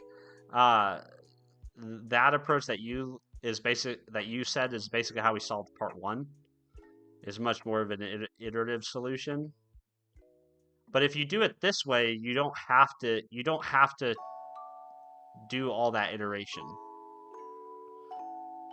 Mo, brutal learning curve. Appreciate that. It is a brutal learning curve, and I just don't think there's any way to make it less of a learning curve, because there's all these layers of prerequisite knowledge that you have to acquire to configure Neovim, to understand what your plugins and what your configurations are doing. Excuse me. And then you also have this layer of knowledge about Vim motions that you have to acquire. So I just think it's a steep curve. But if you stick with it, it felt like a month before I felt comfortable. Then maybe another 2 or 3 months till I got my configuration kind of completely settled where I wasn't fucking with it every day, or wasn't changing things every day. It just takes time. All right, we have a decision to make. Do we keep working on this, or do we take a break and go do something different?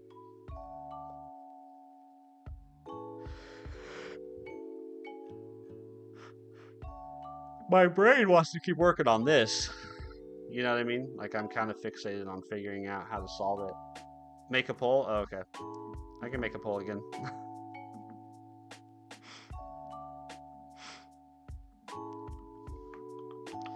Keep trying to do this or do something else. What to do?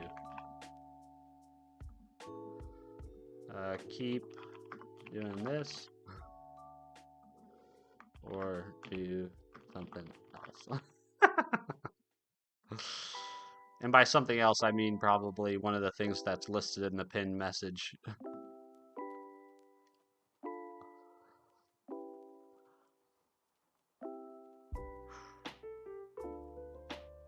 Oh boy. Something else. That was immediate. 3 votes for something else. I definitely won't play games, but if I switch to something else, it'll either be upgrading my blog to .NET or working on that little static website. I'd really like to figure this out, though. Honestly, Chad, I'm kind of leaning towards just continuing to slam my face against this problem until I see the errors of my ways.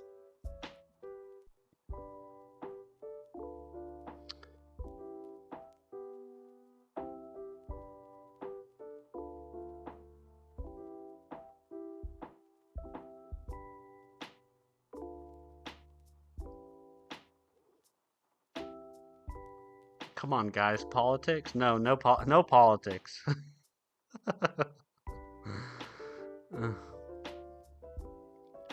Keep doing it for real, yeah. Yeah, it looks like we're about tied on the poll, so I guess we're gonna keep doing admin of code until we figure this out.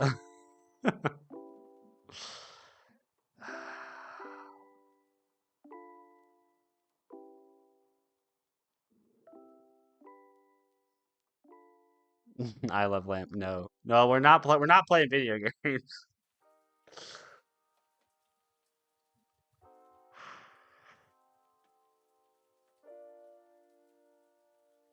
Ugh.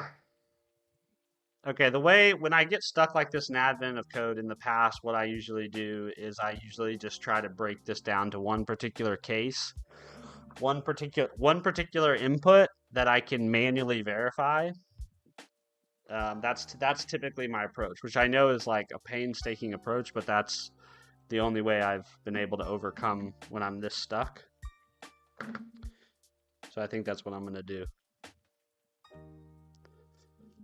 50-50 is crazy. Well, there was only 4 votes, so.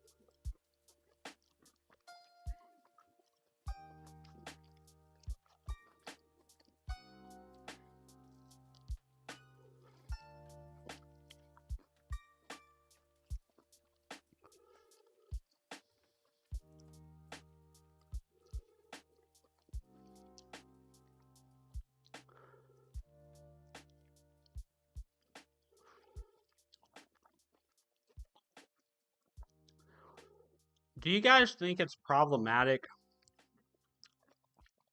Don't worry, I spent 4.5 hours trying to solve code yesterday. Never solved it. You know what though? Whenever you do solve those type of situations, those feel the best, right?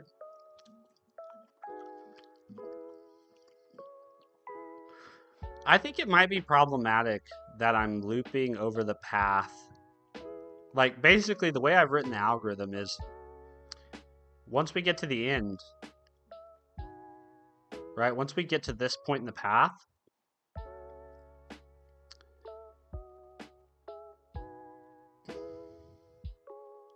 we're essentially going to do a bunch of unneeded iterations, right? Because we're going to take the end and we're going to compare it to all the others.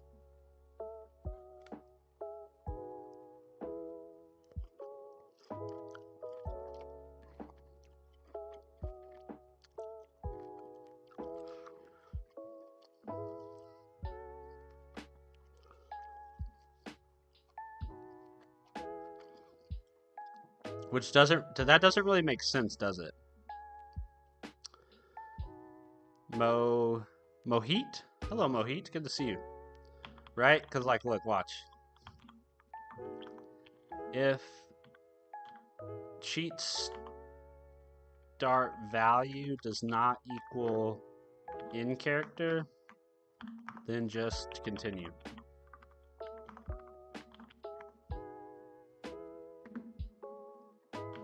It's still gonna, I wonder if it's gonna find cheats if we do this. See, that doesn't make sense. Right? There shouldn't be cheats from the in position. So something's wrong there.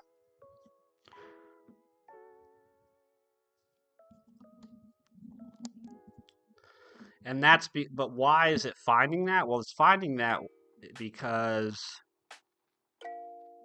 it's basically saying, okay, we're at the end of the thing.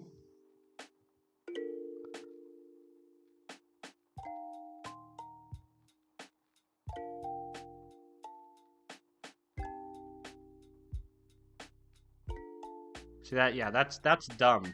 It shouldn't be finding anything that would fall in as a cheat if we're at the end spot, or at least I wouldn't think it would. So why is it?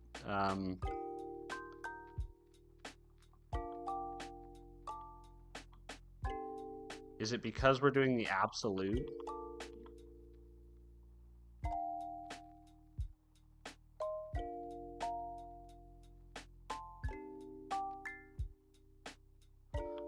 Let's print some of this stuff.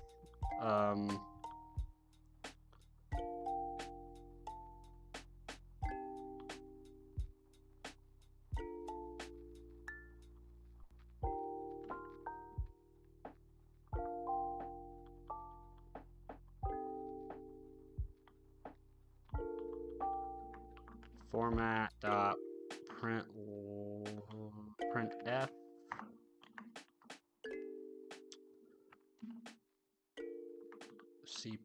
CPD is %d.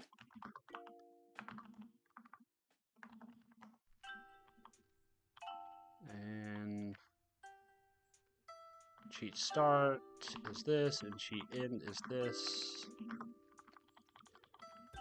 %d, %d, new line.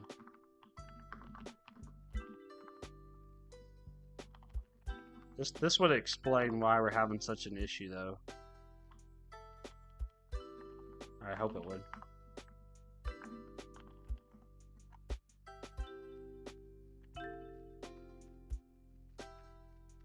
%d has args of wrong type. What?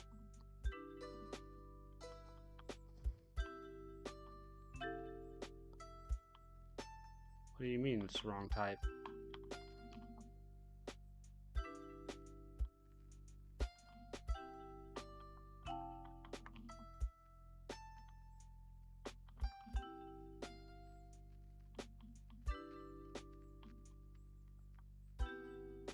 Oh, cheat start distance.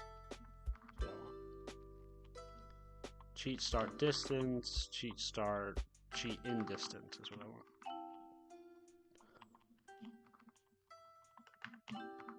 There we go.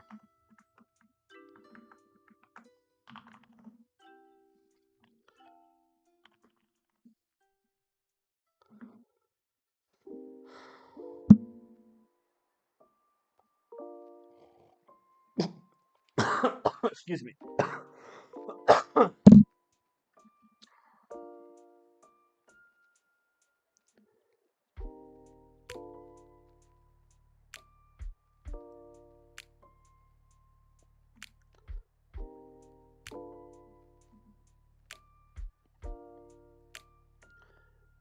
Yeah, this doesn't make any sense. How do we have a cheat path distance that's 92?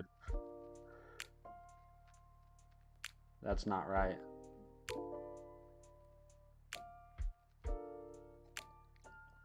I think this is what Pablo was saying about be careful with your signs. Renee just came across this channel? What? Renee, I thought you'd been here for a while. What are you saying?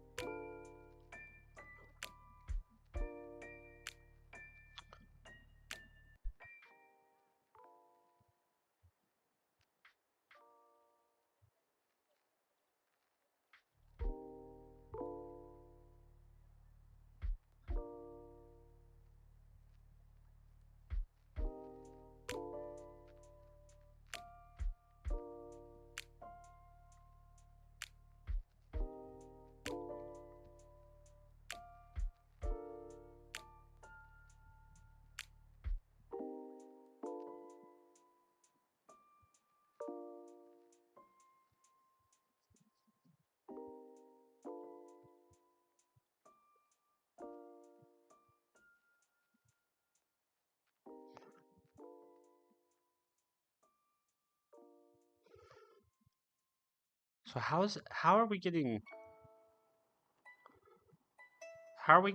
CPDs longer? So cheat start is 84. So we're at the end of the thing, and now we're looking at the third position, the third spot in our path, or the fourth spot in our path.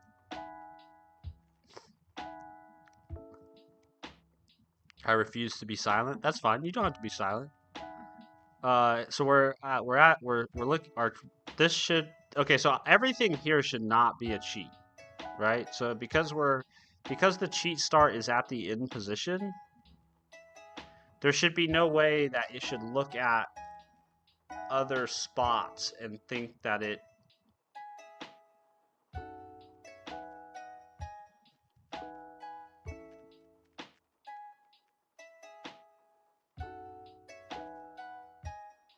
I mean, we could just set up a specific case, but we should be able to just use math to tell us, like, this is not valid.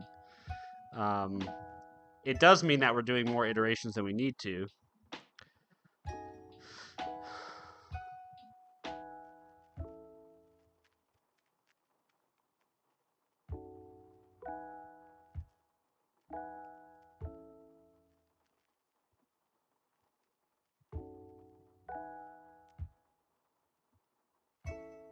Should I only be looking ahead?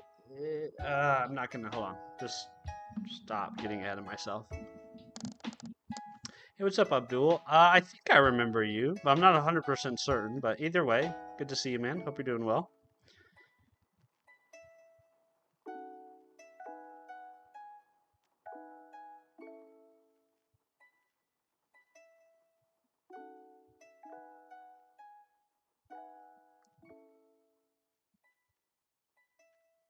Oh no, I'm not. I'm not ready for any question.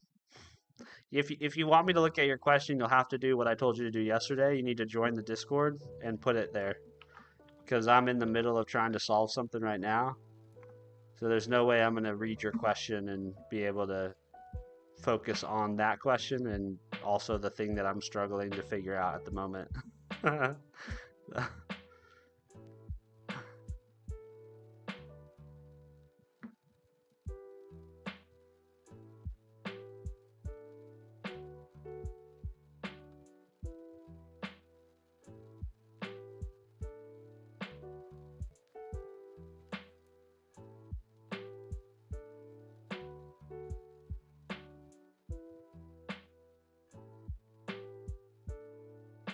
So how do I know?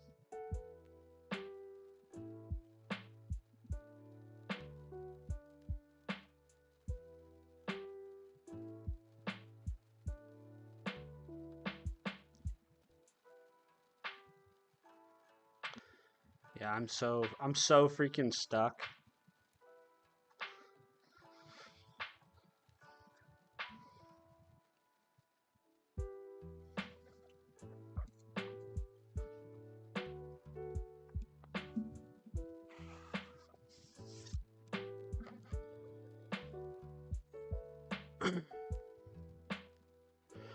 If you hang around this stream in December, this is what the streams are going to be like. Steven frustrated.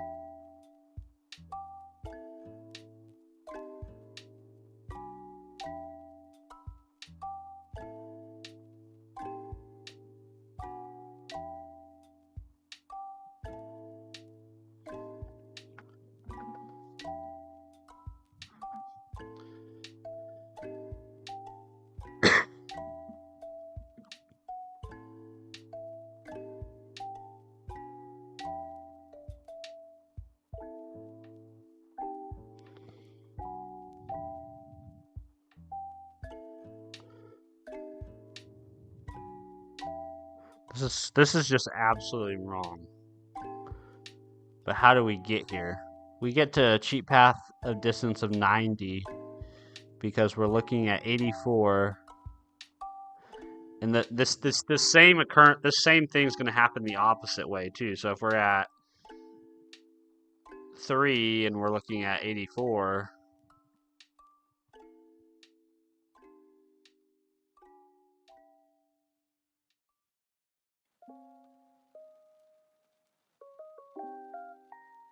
Kyle, if you want to, you could ask ChatGPT for a hint. Yeah, but I feel like ChatGPT will just solve it for me, you know? And then I feel like I'm cheating. You should do some weights today, get that dopamine going. Oh man, weights every day. I lift weights every day. Every day, man.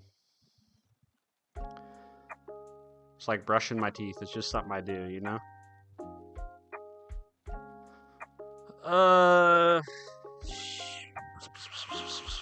So I need to take some steps forward. So let's hone in on one of these problematic ones.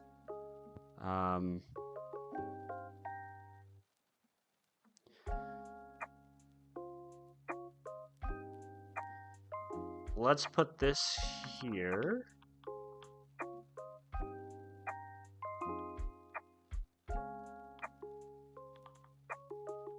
Yeah, let's put this here. And let's stop printing all the cheats for a second. Because those are kind of distracting. Where's that at? Over here? Yeah, let's just comment this guy out for a moment.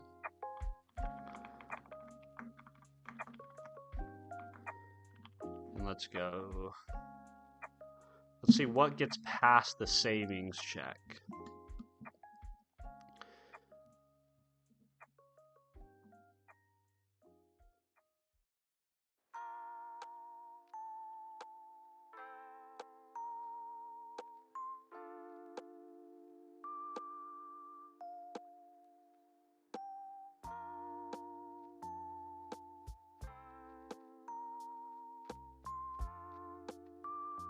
I mean, fundamentally, there's a problem.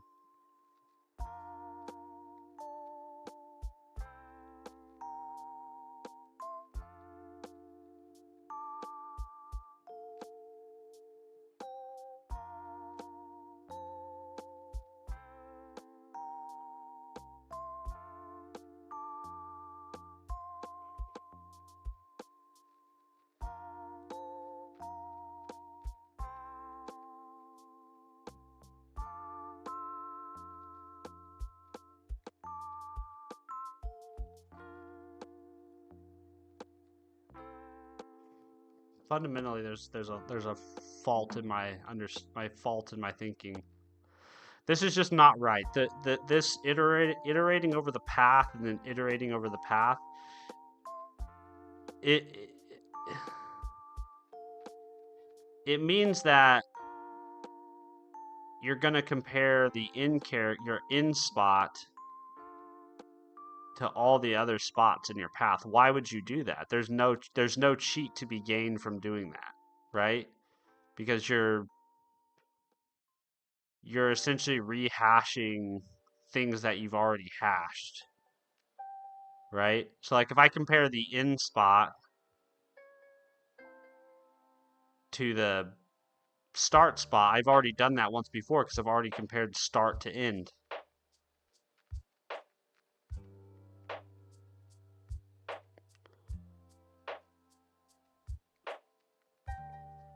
Is Steven okay? Yeah, Steven's okay. Steven's crashing out over the problem that he can't figure out.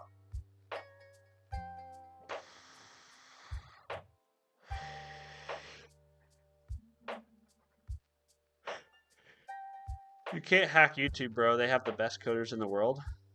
I don't know. I think I don't know if people have hacked YouTube, but people have definitely hacked people's accounts, YouTube accounts.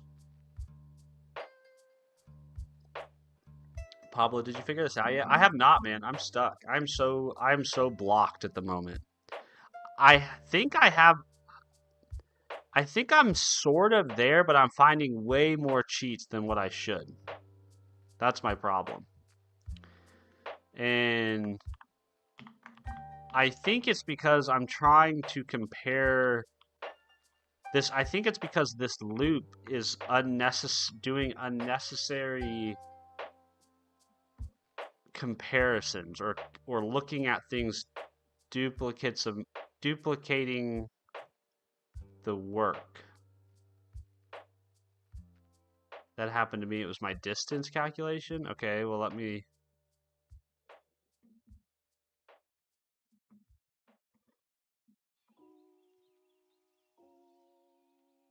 take it from the, yeah, maybe Pablo can help sort me out. So, okay, so basically, I've basically implemented what I drew out yesterday, where I'm looking at every spot in the path, which I don't really know if that makes sense, but I'm looking at every spot in the path, and then I'm comparing that spot to the other spots in the path. And this, to me, already seems problematic, because this basically means I'm comparing, at some point, I'm going to compare the start to the end, and then I'm also going to, at some point, compare the end to the start, right? So it's like I'm kind of duplicating the work.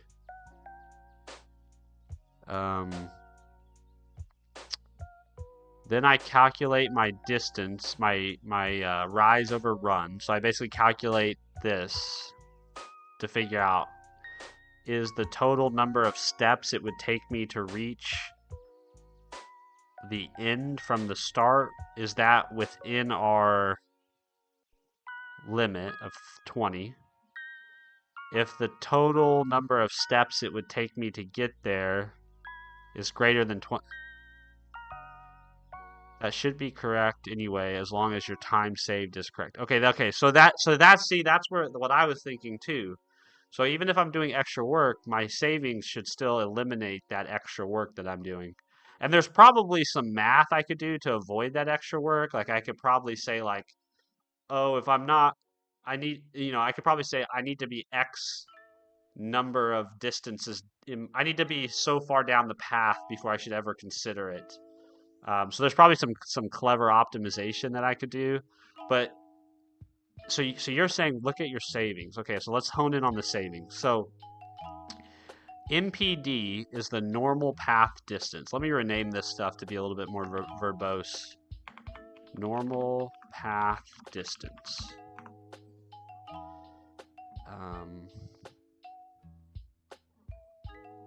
This, yeah, the optimization comes later. So this should be my cheat path distance, is what I'm calculating here.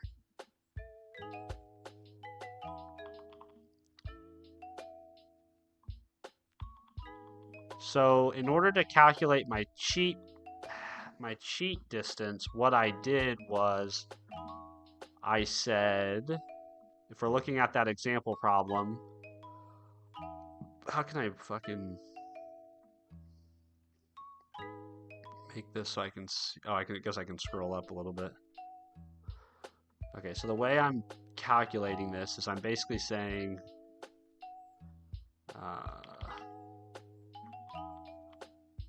let's see.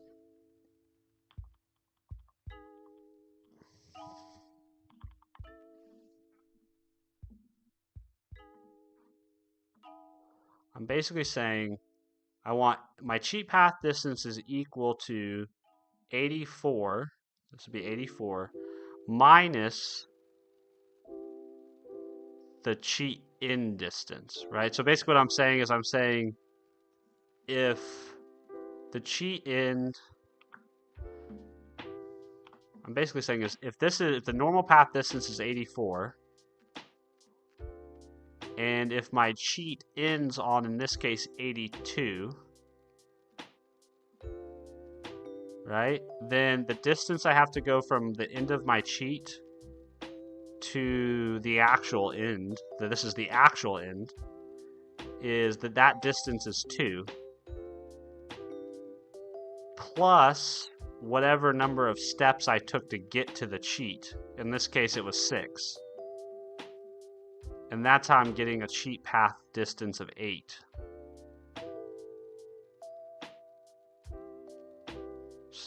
What about the distance from the start to the cheat start? Yeah, that's where,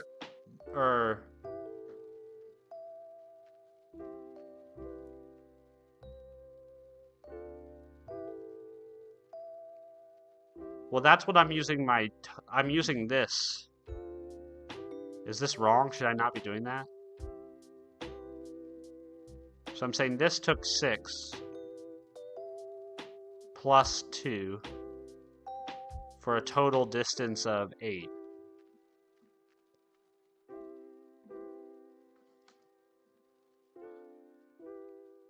And then I'm saying my normal distance is 84 minus 8, right? Which in this case gets me the right answer, I think. It gives me 76. The cheat starts at the beginning, though.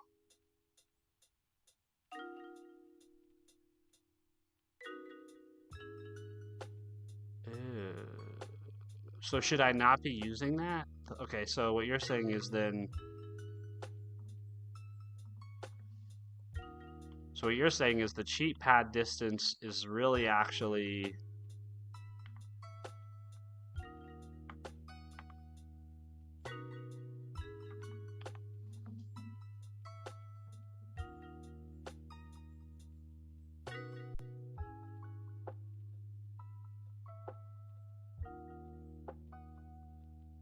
The cheat starts at the beginning, though.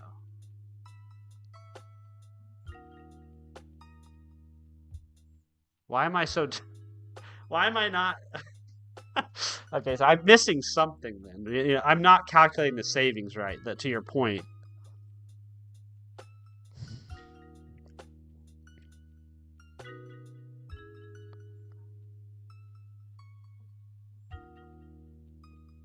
I think what you're saying is I should be doing... Let's see if this changes it. But I think what you're saying is then what I need to be doing is I need to be saying the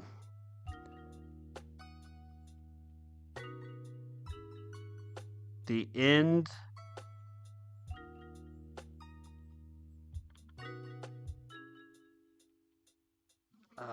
is it cheat in distance minus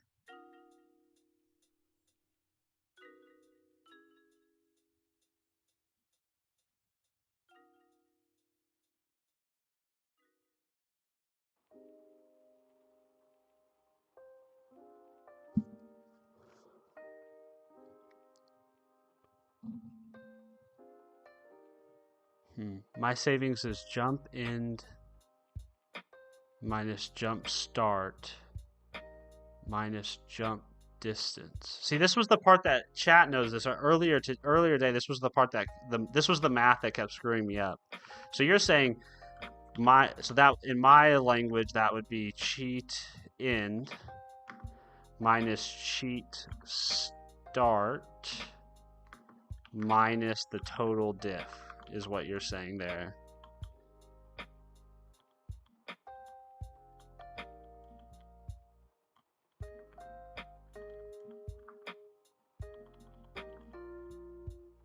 Why is this? Oh, because I got to cast this to an end.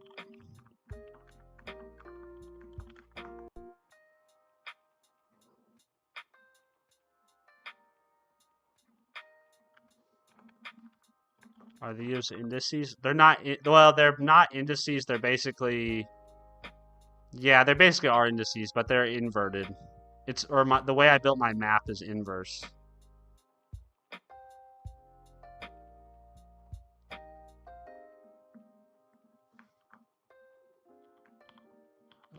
I'm gonna put this back.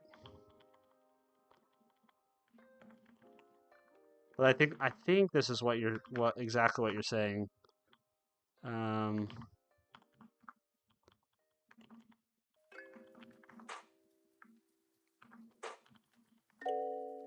Let's see. Yeah. Oh my god. Okay, so why was my thinking wrong? Is anybody else fucked up by that? I don't know why I'm screwed up by that. But that's right. 76 is 3 cheats.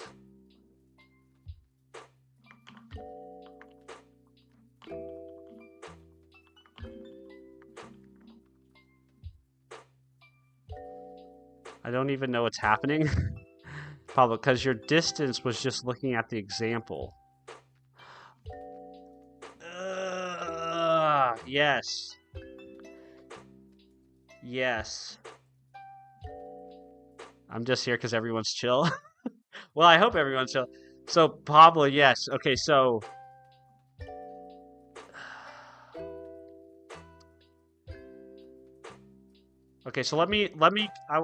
the example starts right at the start. Exactly, and that's what fucked me up. So let's look at so I guess hold on, I just want to run back through this so to try to see if I can understand how we're defining savings a little bit better. Because I still feel a little muddy. So like in the example that they gave us, our cheat end is what, 82? Our cheat starts 0, and we travel 6.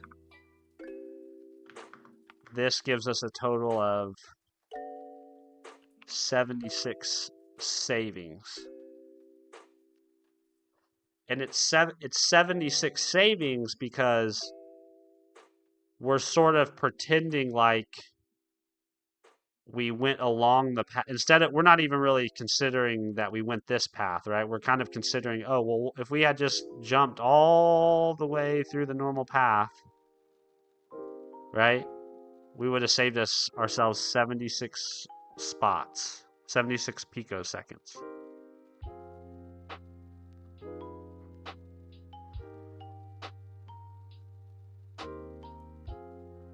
Because we still had to elapse time to travel this path, right? There was still time that was elapsed while we made the cheat.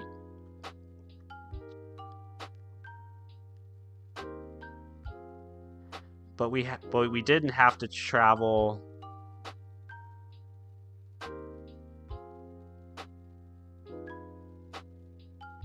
We didn't have to travel 82 of those spots. Oh. I was so fundamentally. The example starts right.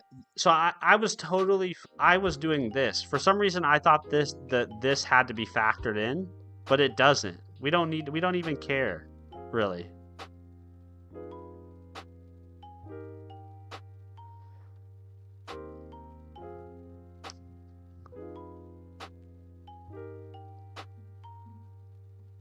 Like, we don't really even care that this is happening, that 84 is in the picture.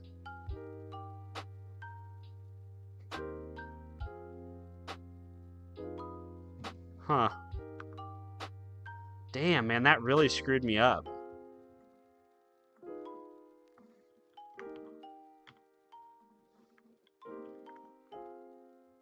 Well, that sucks. I should probably try this on the real input, too. Yeah, Pablo solved it, because his solution that he put up at time saved is the distance you'd have to travel minus the distance you traveled. To get to the same spot, right? To get to the same spot is what we're saying. Not to get to the end, but to get to the same spot that you cheated to. That was what was screwing me up. Was I was saying the savings to the end.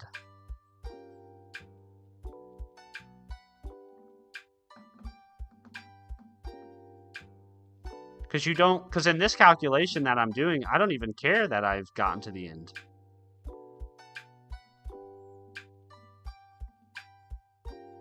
Yeah, to the end of the cheat. See, that's what fucked me up. I was doing end of the actual track instead of end of the cheat. All right, so I should try this. I should try this on the actual puzzle input though, because I haven't done that. So let's try this on the actual puzzle input. That's so annoying. I can't believe I'm so dumb. I couldn't conceptualize what they were trying to communicate about what the savings was. An LLM probably could have figured it out though. An LLM probably would have understood. But yes, Pablo did solve it because, see, chat, if you look back up, he actually says, where he says my savings is jump end index minus jump start index minus jump distance. That is what was the unlock for me his savings calculation was what solved it for me. So we had all the right algorithmic stuff correct. We just were not calculating the savings correctly. So once again, Pablo helped Steven get unstuck. So we want this to be -1. The input should be txt, and this should be 100 now. So let's see if this works on my actual puzzle. And also let me not print the...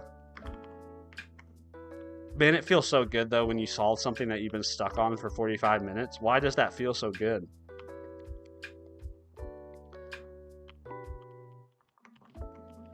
There's got to be some like neurological, like some sort of evolutionary adaptation where whenever you solve a problem, our brain just dumps like tons of dope. Yeah, exactly.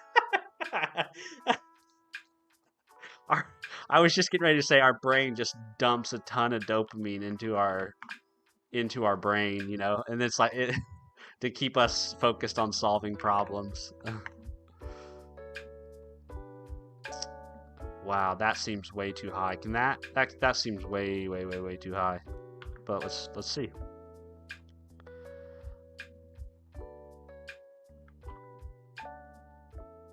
That's the right answer. Let's go, part 2, day 20.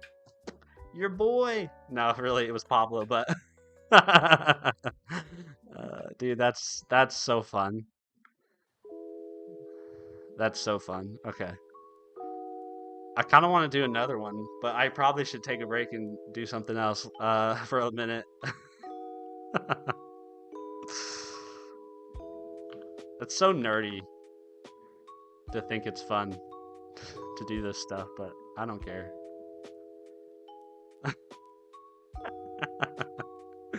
Try part 1 with this algo? Okay. Do you think it will work?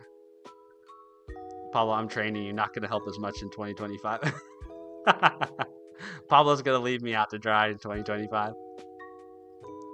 Maybe Steven should review our projects. I know we were supposed to do that at some point, but I think we were going to try to make that like a members thing and then turn it into a video. I'll try part 1. Do you think it'll work? So this is part... I just have to change this one line. I mean, it should work, right? Because conceptually the same...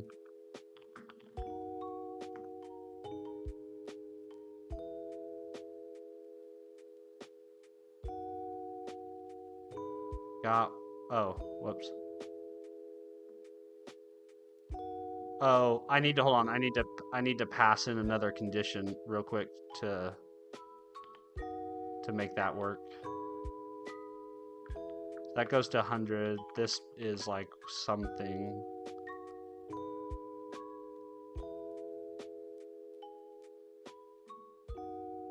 This is my answer.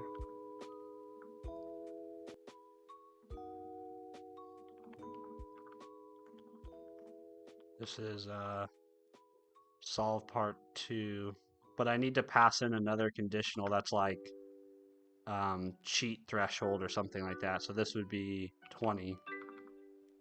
And then if we solved it up here, this would be part 2. And then we'd only be allowed 2 steps. So we'll say cheat threshold.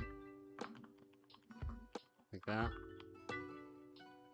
And then this is going to be cheat threshold. Why did that just convert that to a float? I don't want to convert it to a float.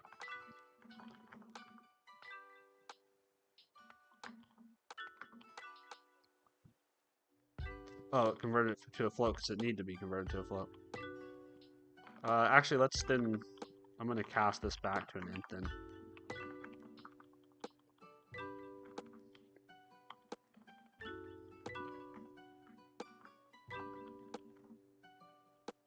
Not enough arguments, what? Oh, and this is allowed 20 as well.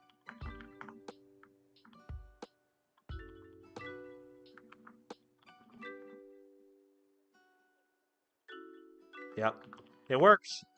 That would have been a way simpler, because part 1 actually was like took me a long time to solve too, but that was because I was doing like an iterative approach instead of just doing the math. Sometimes math is helpful, you know?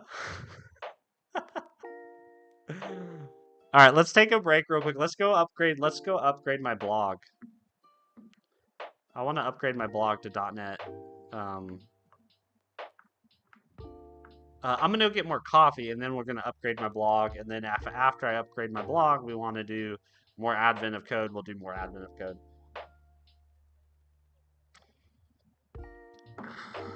So let's set that up really quick.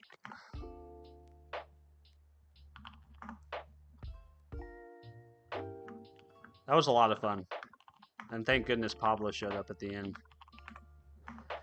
The thing is, Pablo, though, I honestly think that if I hadn't been able to tell you, the problem is I don't know if I would have solved part 2 there, guys, if I didn't have a rubber duck who also understood the problem I was trying to solve. Right? I think that highlights the importance of having colleagues or having people you work with and being willing to discuss your problems with people you work with who understand your problem or explain your problem to them. Because I thought I understood what the savings was. The importance of Pablo, exactly. But I thought I understood what savings was defined as. And I had a misunderstanding. I did not understand that the savings was not looking at the end of the track, but the end of the cheat. Right? And I don't think I think I would have sat there for another hour, you know, and not have figured that out. I would have been blocked. Needless to say. So, yeah, the context is important. Exactly. And so, like, and that's the thing, like, also, chat, like, it's not your guys' problem because I don't expect you guys to be solving the problem alongside me. But luckily, Pablo did go and do that yesterday. So, like, I kind of got lucky. Let's see, check out the Stephen Freeborn feature upgrade to .NET 10. Let's put an emoji in there.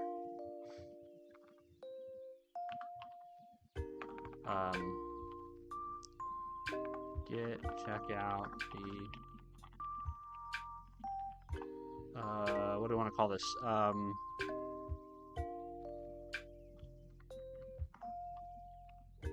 Upgrade to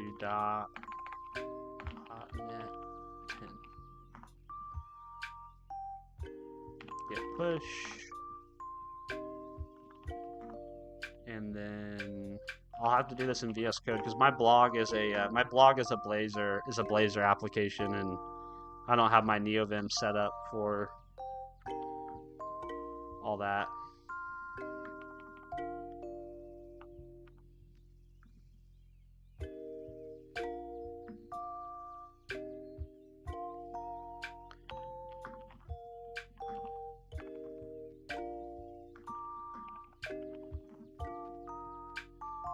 I'm probably one of the oldest. I'm sure you are all smart, except for some brain rot. I have deep brain rot. It's been there forever. Yeah, and I also need to go get some coffee. So this is the application we're gonna upgrade is right here. If you're curious on like the code and everything, it should be a pretty simple upgrade. I should only have to change my workflow, my CS project files, and I think there's one bug in here that was introduced in .NET 8 but got fixed in .NET 10 or .NET 9 that I need to remove. It's in the index. Where is it?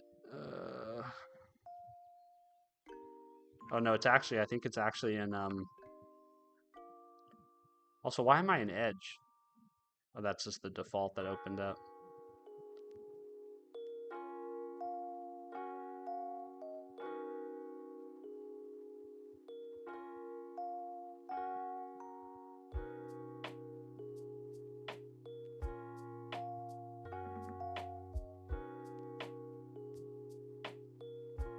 Yeah, I think I can get rid of this right here. This is something I can focus on. Navigate does not work. This was a .NET. This was fixed in .NET 10.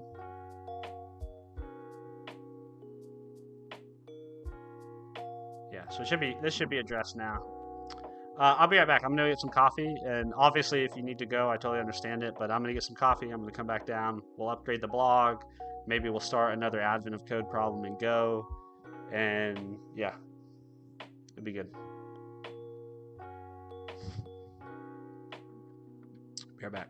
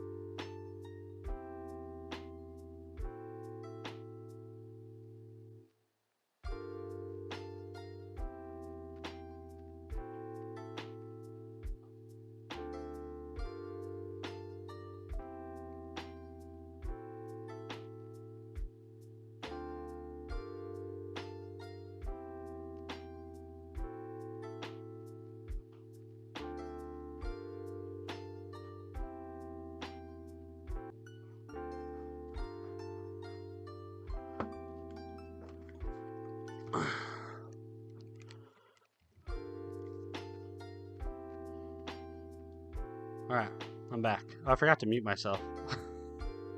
That would have been bad if I had come down the stairs muttering or something. Okay. Coffee break over.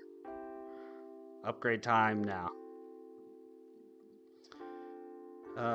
So first things first, let's go ahead and do all the... Before we make the changes to any code, let's make all the changes where we need to. So the first thing we need to do is, I think my deploy script is fine the way it is. I don't think I have to change anything in the deploy script. This just pulls the image and it runs some stuff on some specific ports. It updates some config files. I do need to update my deploy, and I think my pull request. So these need to use .NET 10.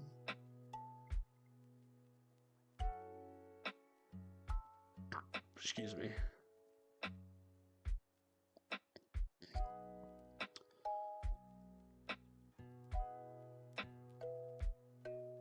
Oh, I guess not, because I'm building this in Docker.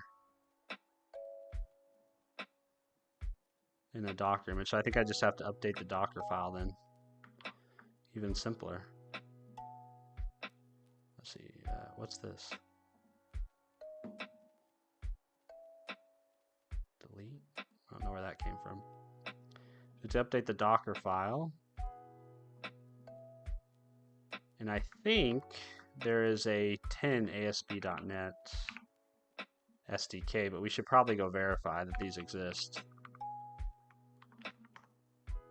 Or we can, well, I mean, we'll know, because when we run this in the CI/CD pipeline, it'll fail if it can't pull that image. Let's see, Docker Compose. Is there anything in here that I need to do differently? I don't think so. I actually think the version isn't needed anymore in Docker files, or Docker Compose file. I think that's deprecated using the version. Let's see, license. Nope, that's fine. README. Do I reference .NET anywhere? Nope, I don't there. Okay, let's go into the source now, and we need to update our blog CS proj to be .NET 10, and we need to update our tests to be 10. And we'll also need to update our packages too. Failed to restore NuGet packages. That's, I don't,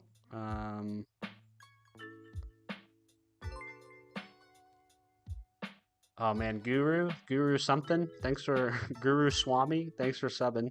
Appreciate that. Good morning, Ali the AI. Prakash, also nice to see you too, man. Hope you're doing well. Strong like a whiskey shot or strong like a punch to the groin? Or strong like a shot of espresso. How about that? Strong like a good black coffee. I think that's all I need to change.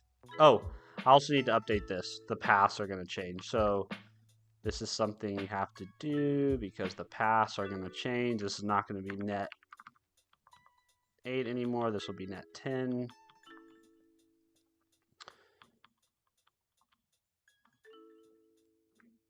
This will not be net 8 anymore. This will be, whoops. I don't want to do that. I want to do Control F. Net 8.0.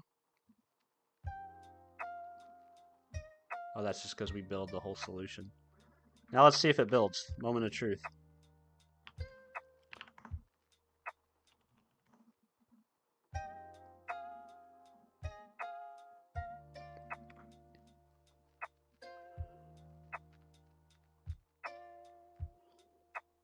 Crash, you switch back to VS Code. Oh, I use C# in VS Code. The reason, or I use C# in Neovim. The reason why I switched to VS Code for my blog is because my blog is written in Blazor. So I don't know if you guys are familiar with Blazor. Blazor is like Microsoft's kind of component front end. Their front end framework. Microsoft. But Blazor uses a markup called Razor, and you need a very specific LSP for Razor to work with it. And I don't have that set up for Neovim. So I use VS Code for anything that has to deal with Razor. But for things that don't have that dependency on Razor views, then yeah, I'll use Neovim. But Blazor is a lot of fun to build with. If you're a C# person, it's fun.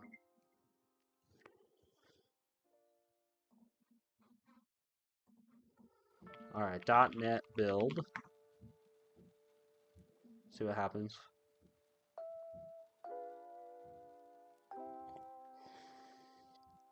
Okay, it all built successfully, so that's a good sign. I'm going to also upgrade my NuGet packages because there's probably some updated NuGet packages. Let's see, load package versions. Is there anything out of date here?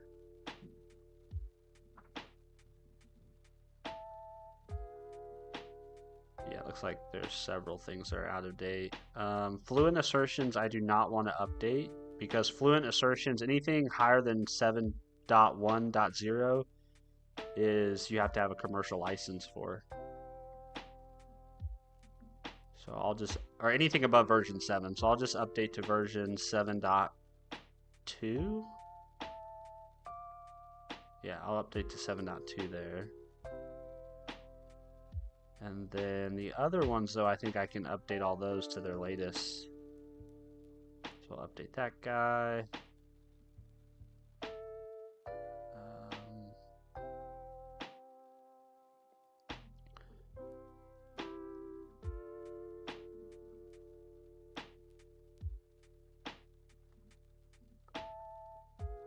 Why does it keep jumping around whenever I click update it?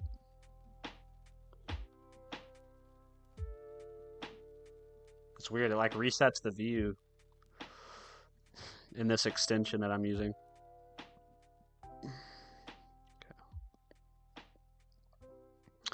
Okay. Update. That's annoying, but I'm gonna deal with it. This I should leave. This one I want to leave. This one I want to update. This one I want to leave. Update. Update. Update. I know this is painful, but this is much better than manually searching for the packages myself and updating the CS proj manually.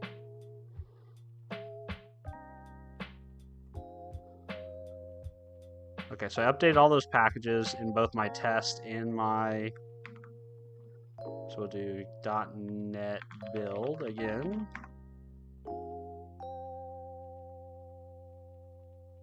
Okay, we got some warnings here.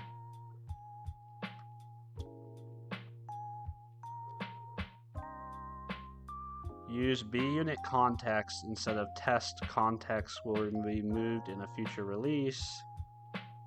So it looks like there's some changes I need to make in my tests.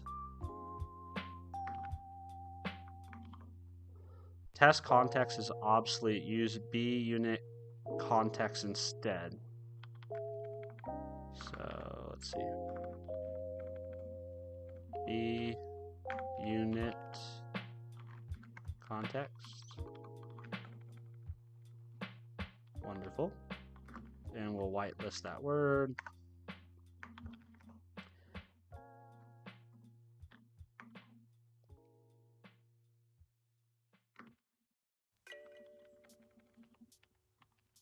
That. There we go.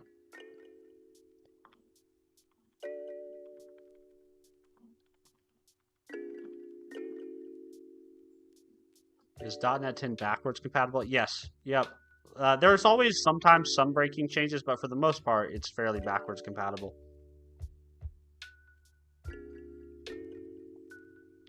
I think if Neovim had an easy way to set it up and configure it, it would see even more adoption. Yeah, 100%.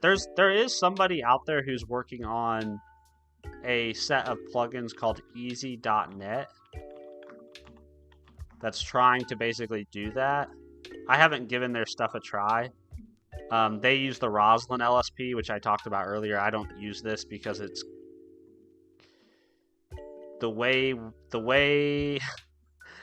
people get a hold of it's kind of weird. So I haven't switched over, but somebody is trying to work on making it easy to get up and running with .NET in Neovim.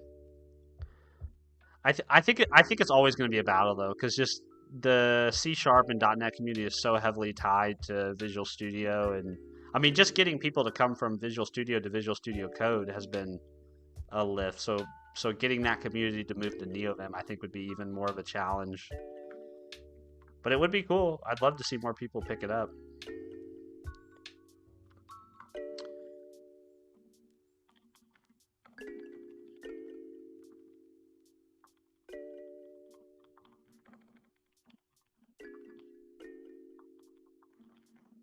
Okay, we did those warnings. Now we got the header.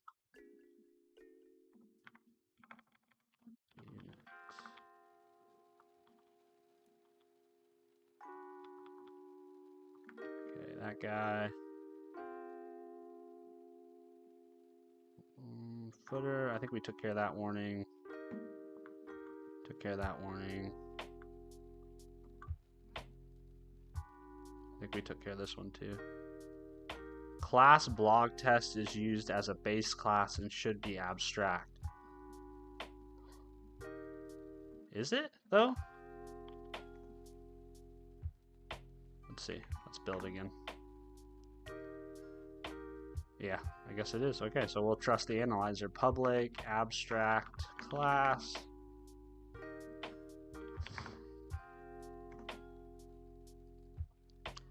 Awesome.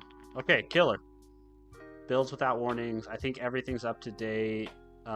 We should probably let's run it locally really quick just to make sure anything doesn't look suspect. Let's see, .NET run source log. Whoops. .NET run -- project source log. That. I think it's the other way around. You want some Neovim users to start trying C# out, but they can't because the configs suck. Yeah, it's like a chicken or the egg problem. I agree with that. It would probably make more sense because if the Neovim users could use C#, like their very high level intelligence on Neovim then could help better communicate to the C# community or the .NET community why Neovim is a good option. Why is that? Do I not have the dev cert trusted? Oh, yep, it's right there. It says the developer certificate is not trusted. Well, we can fix that. .NET dev certs trust. I think is how you do that.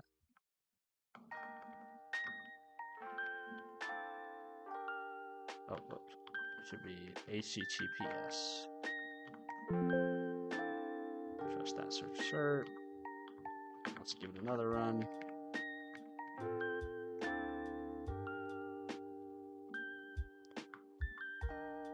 Well, that's gonna throw that error until we restart our browser, I think.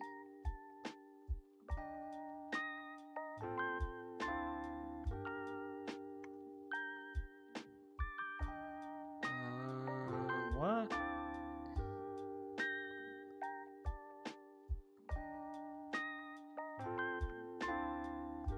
Okay, that looks normal. Thing looks here. Good here.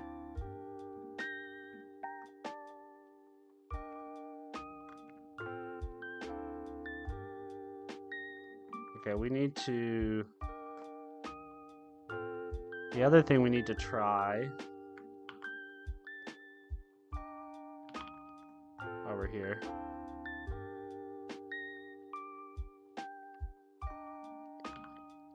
is we need to say... Well, hold on. Let me fix the cert thing. I think I need to clean this. Let's clean and then reinstall it. Clean.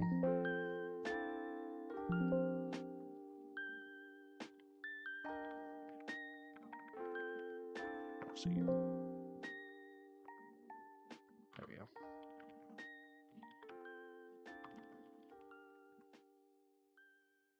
Oh, okay. So the thing I want to change. So there was a bug. There was a thing I did to fix a bug in app.razor, which I don't think I need anymore.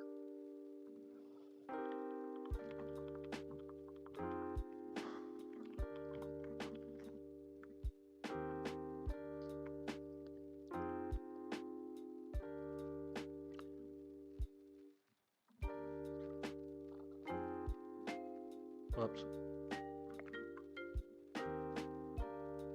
Okay, so if I go back to my home page,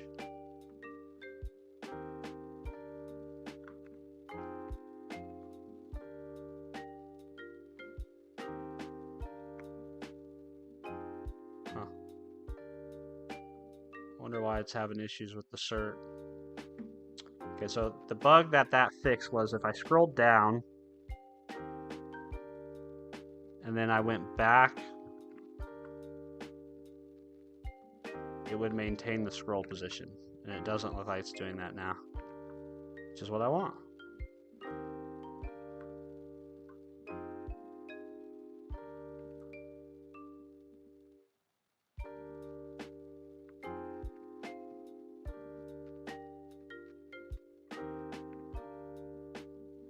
Okay, yep, that looks good. So we got .NET 10 up here. I do want to change, since I'm already here, I do want to do something different with that link that I have in the layout. Let's see, whoops. Layout.razor. Header. I want to have this open in a new window. So target equals, what is it, blank? Isn't that what I want here? Target equals blank. And then I have a slight styling thing I need to fix too. Header.css.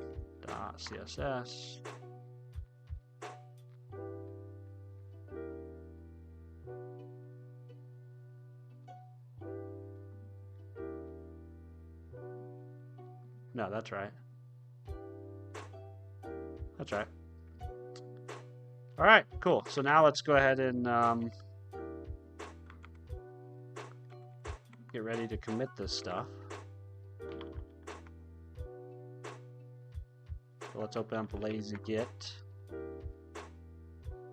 And let's see, this is, what are we doing here? We are fixed launch.json, so path for debug reflects using .NET 10. This one, whitelist bunit as word, as proper word. Small fix. Yeah, the upgrade's pretty minimal. If you're going from like 9 to 10 or 8 to 10, it's pretty minimal. But if you're going from like .NET 3 to .NET 10 or something like that, it's probably more invasive, but fairly minimal. So this is fix open .NET link in new tab. Yeah, new tab. This is fix remove hacky workaround for page or for scroll position when navigating.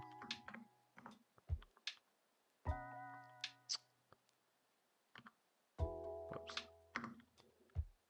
This is chore upgrade to .NET 10 and associated dependencies.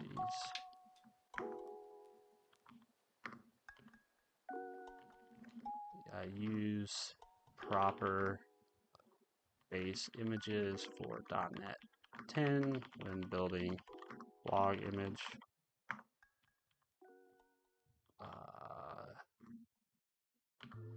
Fix use blog test class. Mark blog test class as abstract.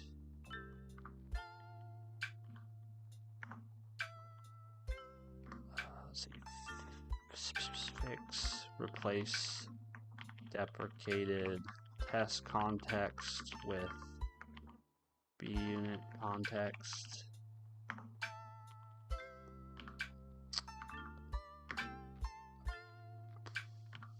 Chore upgrade test project to .NET 10 and deps to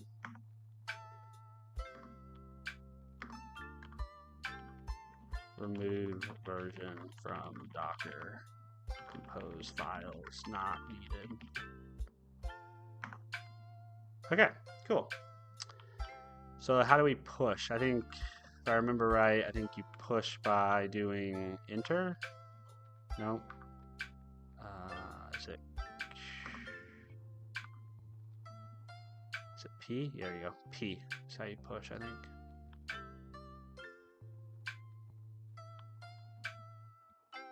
All right. I think we're ready to open up our PR, and our PR will trigger our tests.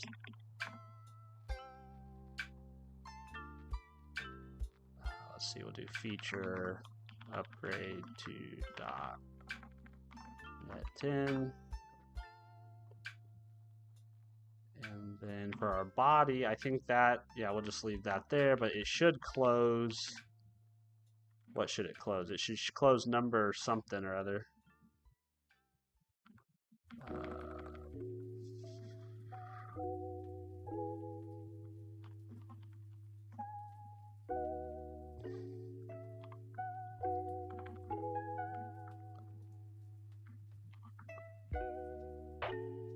Why choose .NET? It seems like a Microsoft-dependent ecosystem, and Java does everything just as well as .NET, and it's not vendor-locked like .NET. I like .NET. I like C#. It is .NET is a Microsoft product, so it's just like if you use Visual Studio. I mean, you're there. .NET though isn't vendor locked in the sense that it's open source and it runs everywhere. So if you want to build a .NET application that runs on a Linux server, you can do that. If you want to build a .NET application that runs on a Mac machine, you can do that. Like you can, I mean, you can use .NET the same way you use Java, you know. So it's not really, you're not really locked in per se. I mean, you are dependent on Microsoft's maintenance of .NET. It's largely upkept by Microsoft and iterated on by Microsoft because it's their product, but you can use it wherever you want. It runs anywhere. My own project commits look like feeling good. Yeah, at least not more than Java is an Oracle thing. Java is not open source. Oh, I didn't know that. Didn't know that. I'm not super familiar with the Java ecosystem. I've never used Java before, but yeah, the .NET is open source. Like all the standard runtime and libraries and the C# language, all that stuff, you know, it's all open source. So you can contribute to it. You can help maintain it. You can run it anywhere. Java has sued Google for millions. Oh, really? I didn't know that. Or Oracle over Java. Oh, interesting. Yeah, I don't know. I don't have a great, I don't have a great intellectual reason why to pick .NET other than I enjoy .NET and I enjoy C#. I'm sure there's lots of other great tech stacks out there, you know, Ruby on Rails, Laravel for the PHP community. Like, there's so many good options. So I'm not going to say like you should only use .NET. It's just I enjoy using it, so I use it. I wish I had better reasons. But I don't, you know. And that's also not to say that I don't enjoy working with other tech stacks, because I'm enjoying working with Go, and I'm enjoying working with. I really enjoy working with TypeScript. I built things in Next.js. I deployed things to Vercel. I built things with Hano. I built things with Express. So like, I'm not really like. I don't only know how to build things in .NET, but I enjoy building things in .NET. It's an opinion. Yep, it's an opinion. Exactly. Yeah, it's an opinion. What was I doing here? Oh, I was trying to figure out what the number of the issue was that I'm closing. That's what I was trying to do. This is number 42.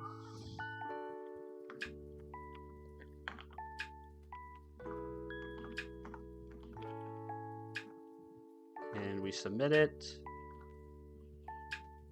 And now we just kick back and see if everything goes well. I have a couple checks for formatting, I think, and I have a pull request. I have a test running our test, so we'll see if our tests pass. Let's see what happens. Now we just get to kick back and let the CI/CD run.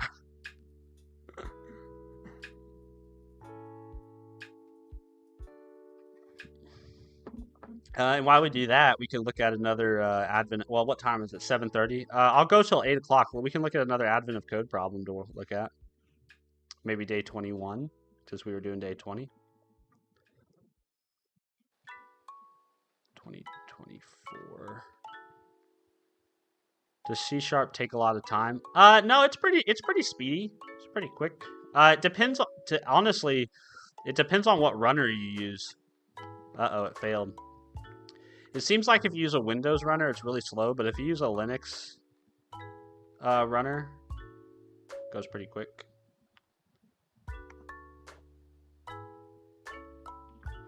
All right, what failed? I'm sure I forgot something.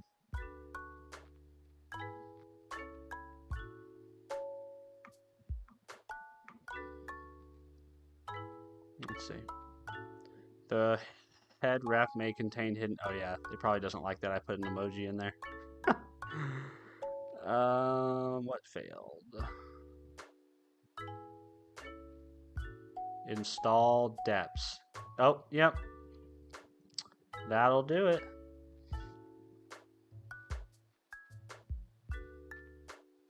So this needs to be net 10.0 because the Playwright installation script is not in debug net 10, it's in debug net 9, it's in debug net 10.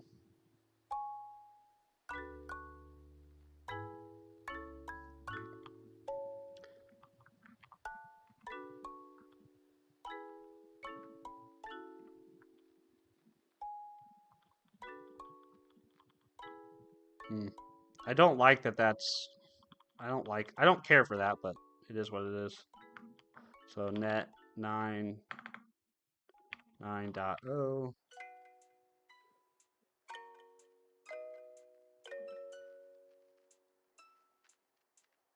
Here's an example of what the CS proj file could look like. What?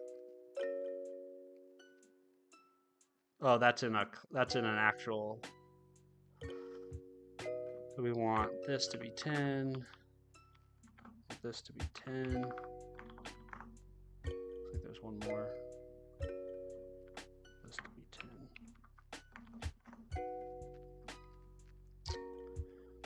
All right, let's try this again. Git status, git add, git commit, chore, fix, workflow to locate, playwright, script, incorrect directory.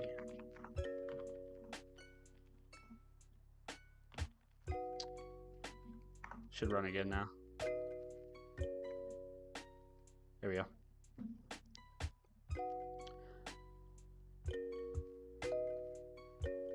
Yeah, typically I'll try to go a little later on Saturdays. I can hear people up above me. I know, I saw my youngest son, when I went upstairs to get coffee. He was running around with his iPad. So I know people are waking up, so I won't leave them hanging for much longer.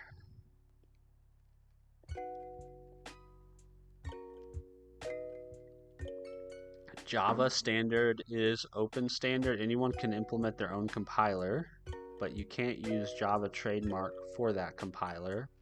Interesting. Yeah, I'm completely inept and incompetent when it comes to anything that has to do with Java. Not that I don't like Java, it's just I never used it before. A lot of people have told me though, if I like C# and I like using C#, then I would probably like Java. And then I would find it easy to pick up on Java.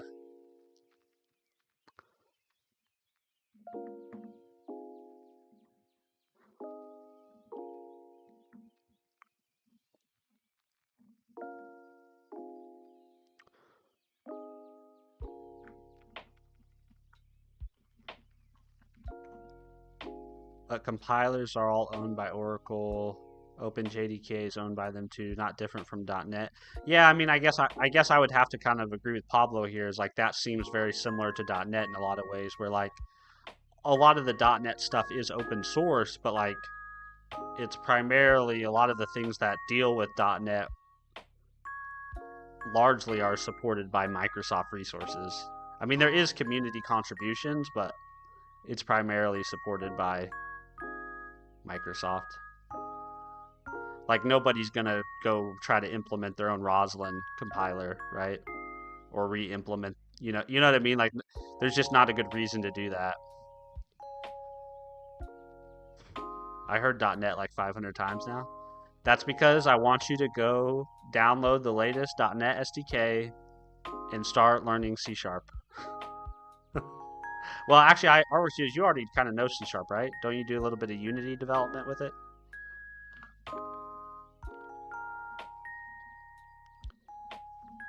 Okay, it passed. Okay, let's see if we can merge this and see if we can deploy it successfully. Yeah, we can merge it. We don't really need to rebase because I'm the only one that's...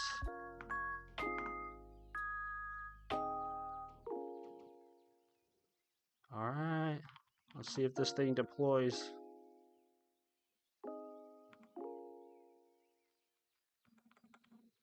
Let's see, this one. Let's go watch it. Let's make sure it deploys okay.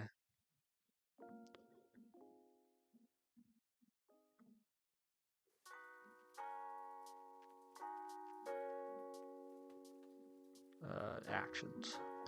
Excuse me. It's like we're building and we're pushing to Docker. I probably should have updated my workflows too and made sure I was using the right versions of all the different actions that my workflows use, but maybe that's for another time. All right, we pushed it up to GitHub. See if it deploys. Copying the files. Looks like we did that. We're running the deploy script. Pulling the new image. Blue container is running, so we're starting the green container. Something failed. Let's see. Error response failed to set up container networking, drive failed, programming external connectivity. Port is already allocated. 5002 is already allocated on that machine. Well, that's no fun. Let's see, SSH into let me see. I don't think I have Portainer set up on that machine. This is the fun of,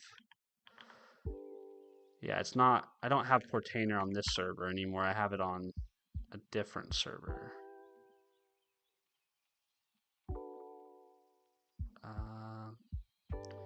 Portainer dot,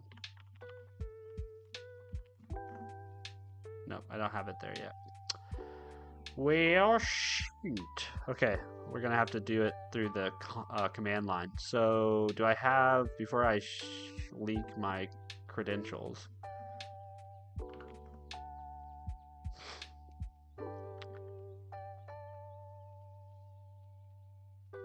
hold on.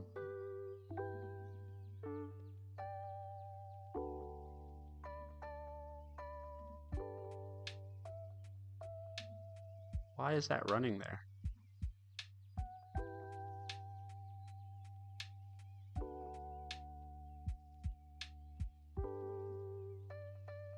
Did that thing just get created? No, this has been there for a while. I just need to shut that down.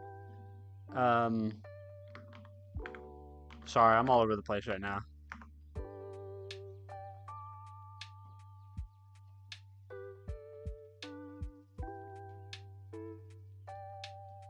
So I want to SSH into bit bastion.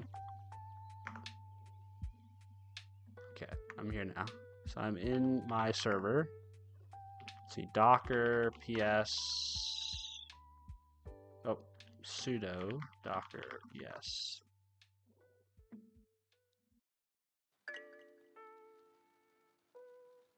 Yeah, it's already running. So let's do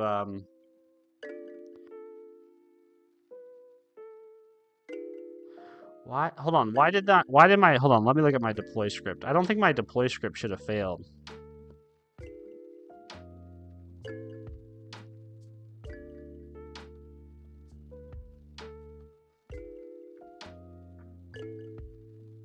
So why is the blue container running on 5002? Because 5002 should be the green port.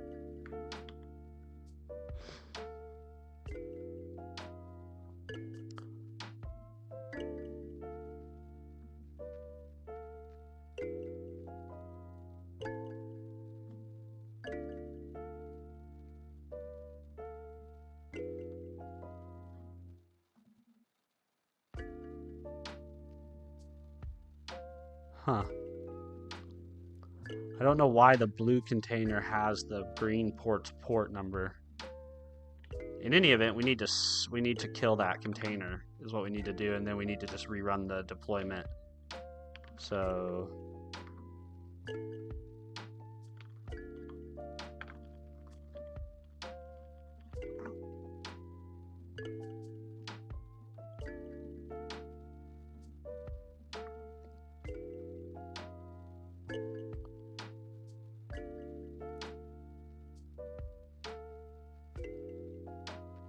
I wonder what's stopping them from building a virtual machine that interprets TypeScript. Yeah, I don't really understand. Prakash, I don't really understand how the Java virtual machine fits into all this. Pablo, Portainer is so good. Time to set up Portainer. Yeah, Portainer is really good. I need to set that up. I'm still like in the middle of migrating from one server to another, and I migrated my blog, and that's about it. And so I need to finish doing that migration. Let's see, Docker stop, and I think I need this thing.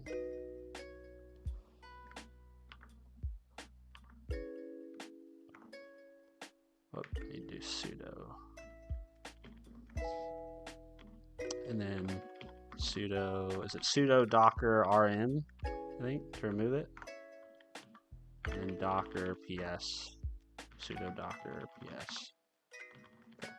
So we're back to clean slate. Let's go back to my repo. CR Work Studios, have a good day, man. We're getting to the end of things here too, so you're not going to miss out on much more.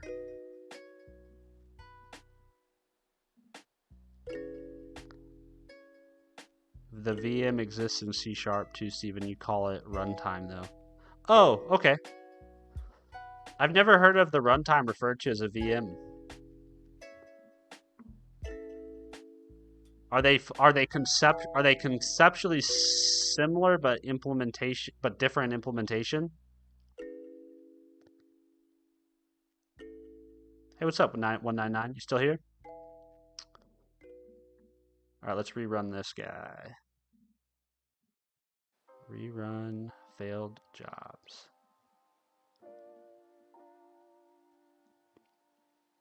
Yeah, basically that. Okay.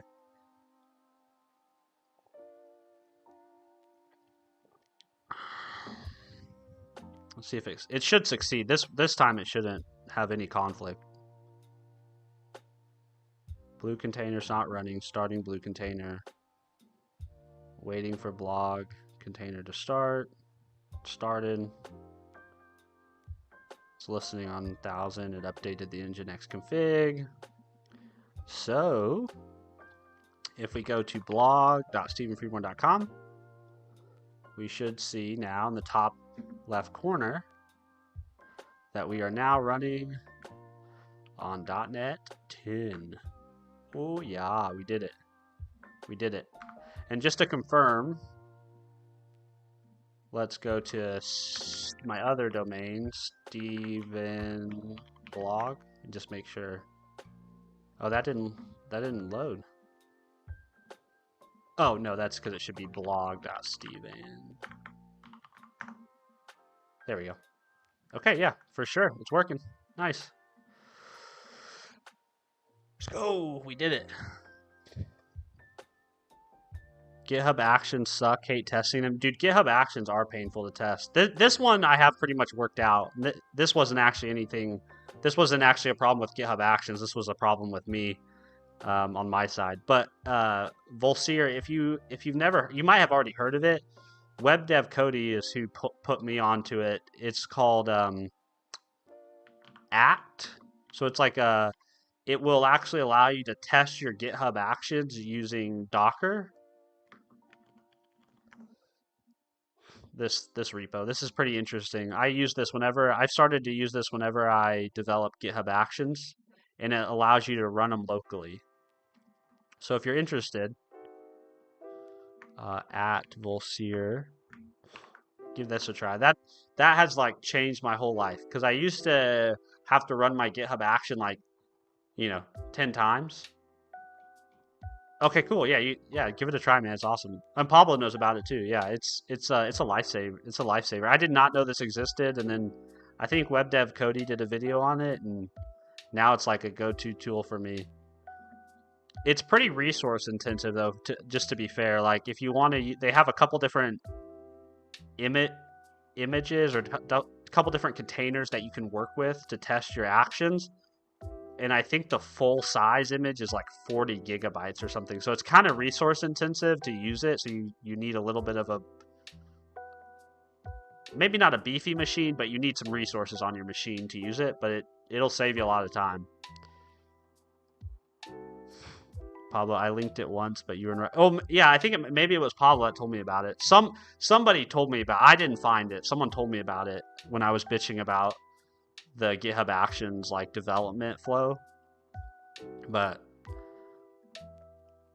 Gold Star, whoever built that, Gold Star. Pablo, I remember the time you killed your stream. Yes, that's exactly, that thing did kill my stream. Yeah, that was before I got the new computer, and I was just working with 16 gigabytes of RAM. My PC is a beast. I won't try on my 2018 Mac though, I guess. Yeah, it's kind of resource heavy. I was on a laptop with 16 gigabytes of RAM, and I was streaming, and we tried to run Act with the stream running too, and it killed everything. It was a good time. It was a good time. All right, cool. So we got the blog updated. I'm excited about that. Wonderful. Wonderful, wonderful. Like, I need to set up Portainer, though. Maybe that's a stream. Set up Portainer on the other server. I've got a lot of work to do left on migrating that server, actually. There's a lot of things still running on the old server that need to run on the new server, and I just haven't moved them over.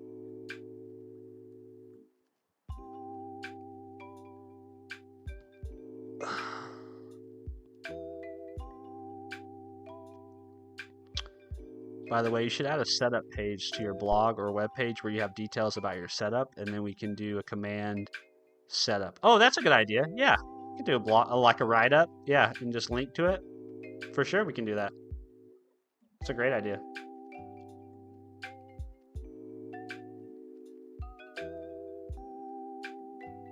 All right, you guys want to? Let's see. We have about 10 minutes left. We can start on this keypad conundrum. See how far we get. Let's go here. Yeah, Neovim, PowerShell. Yeah, we just alias them all. That would be great. Because right now I have them all. They're all like individual things. Which isn't bad, but having one central place would be nice. Make dir. What was the name of that puzzle? Keypad conundrum. Keypad how you spell conundrum? C-O-N-U-N drum. Conundrum. Consolidation, yeah. I mean, yeah, the less places you have to look for stuff, the better.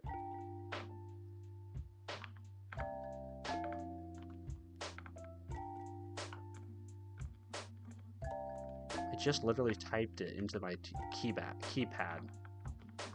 There you go. Excuse me.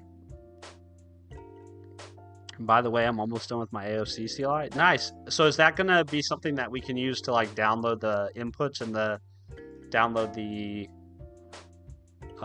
like the description, the problem description? Because I would use it. I think you told me about one that's already out there, but we'll see. How's the caps lock remap going? Great, dude. I love it. I freaking love it, man. It's like, I wish I would have done it a long time ago. Like, this thing is just so good, right? If you guys don't know what we're talking about, I've made a video about remapping caps lock to escape. So now every time I type caps lock, it's actually escape, which is great. Although I don't know, why does it say capital?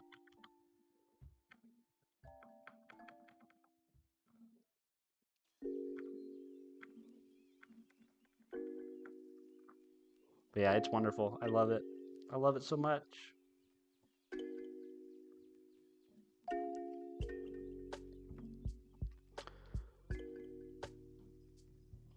It's TypeScript specific. That's okay. Yeah, I'm okay with TypeScript specific implementation. But if you get to a point where you feel like you can share it or let other people use it, I would use it. We'll see. I only started doing it this year. Been using Vim control since 2013. Used JJ before that, but it's tiresome. So somebody commented on my video and said, hey, you can also use like JJ or JK or KJ. They gave like a few different options. And I've tried all those and they just don't feel natural and I trip over them. And so I just resorted to always using escape. And now I'm much more happier with my life that I can not reach my pinky all the way across my keyboard.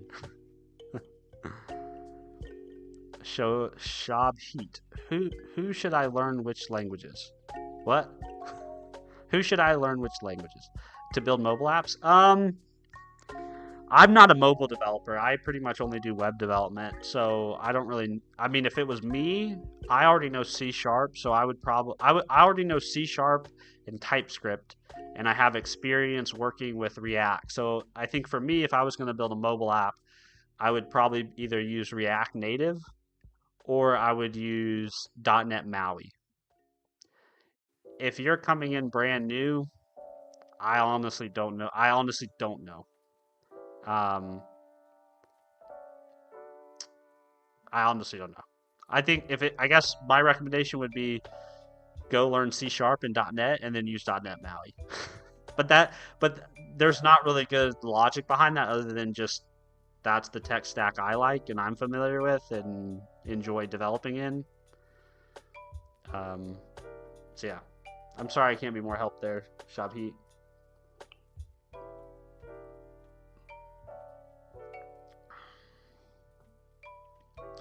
Is Java good for mobile apps? I don't know if Java has a compelling mobile app story. Maybe Prakash does. If Prakash is still in here.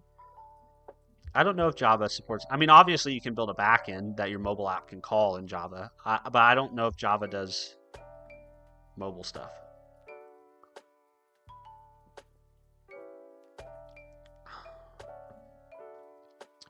For Android? I don't know. He just said mobile.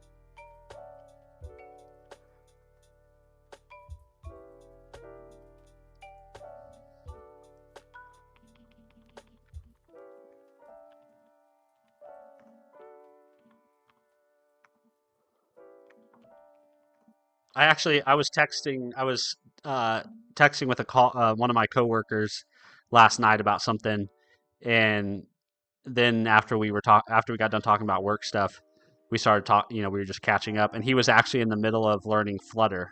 I guess he has an idea, I guess, for some mobile apps, and so he's exploring using Flutter. I've not used Flutter. I've seen people post about it on LinkedIn and Twitter. but I've never actually used it. So I guess I'll have to pick his brain. I've just never done any mobile development before, you know? So that stuff's all new to me.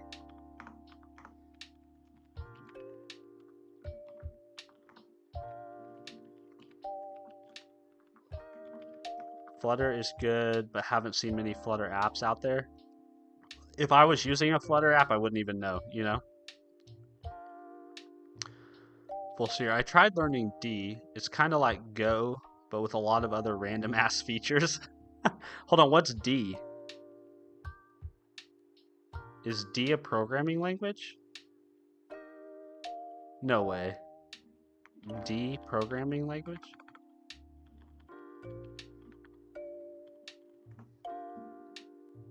Oh, no shit. D is a general purpose programming language with static typing, system level access, C-like syntax. I had no idea this existed. Dude, the world is too big, man. I'm just like a tiny little dude who knows very little about nothing. Pablo, you'd know if it's Flutter, believe me. So do I need to go tell my coworker to stop learning Flutter and to pick some other thing? I hate a bit on Flutter because it's more like a game engine. Oh, interesting. That's super interesting. Volsier D is like C++, but it has a garbage collector, but also you can program in a way to not use it. It's been around for 20 plus years. Wild. I never heard of it till today, so that's another example of chat exposing me to new things. Expo is just TypeScript. He probably already knows the language and the views are native. Yeah, he knows TypeScript, and I'm pretty sure he's written React before. I don't think he's written much React with the hooks paradigm, but I think he's familiar with React in general. I've heard good things about Expo too. Doesn't Expo help you publish your app too? That's somebody recommended Expo to me to help get your app deployed. That they make it really easy to help get stuff deployed. And it's built for React Native, I see.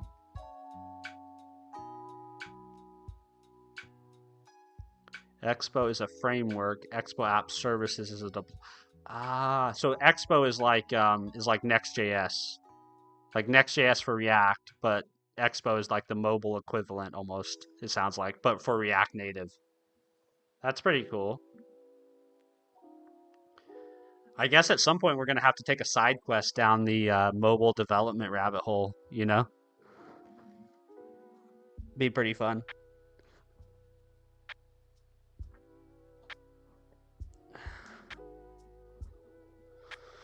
All right, I'm gonna stub out my stuff and then I'll probably wrap up, guys. Let's see, function, solve or test, solve part 1. And if you're new here, if you're wondering like why is he doing old advent of code, the reason for that is because I am gonna do advent of code in December with Go, but I've never programmed with Go before like November 1st. So we're using old advent of code problems to just help kind of make sure that like I know what the fuck I'm doing. So that on December 1st I'm not completely lost trying to figure out like the basics of the language. So that's the reason why, if you're confused. We'll do expected. We'll just set that to -1 for now. Result going to be solution.solve part 1 example txt, and then if result does not equal expected, we will fail. And I don't need Copilot trying to always write this stuff for me. T dot error, right? T, what is it? Oh, I need to import that. Import testing. We percent got percent D but wanted %d results expected, like that. And then we'll do function solve part 1. This will take in a file path at the very least, which will be a string. Whoops. And it'll return probably an int. We'll just return 0 for now.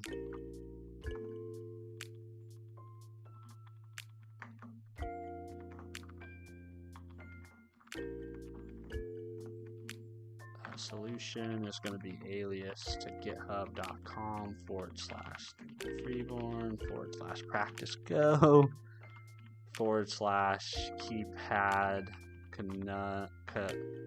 conundrum. All right, now we'll try to run our test, and it should fail, but that's okay. I'm excited for AOC 2020. I am too, man. I look forward to it every year. I know it's super fucking nerdy, but I look forward to that time of the year. Like, I love the holiday season, and it's one more thing to kind of make it feel like the holidays. And I'm even more excited this year for it because I also not only do I have a code advent calendar, but I have a coffee advent calendar that I bought, where it's got a different, so it's a different coffee for every day of Advent. So my plan is for the streams is we'll start by making a cup of coffee, and then we'll try to solve the problem for that day. We'll see how that goes. That's the plan at the moment.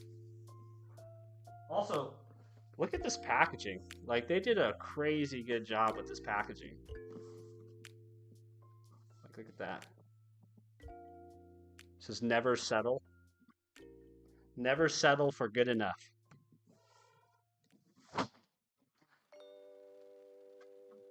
Dude, that looks so good. Oh, I think it's going to be awesome, man.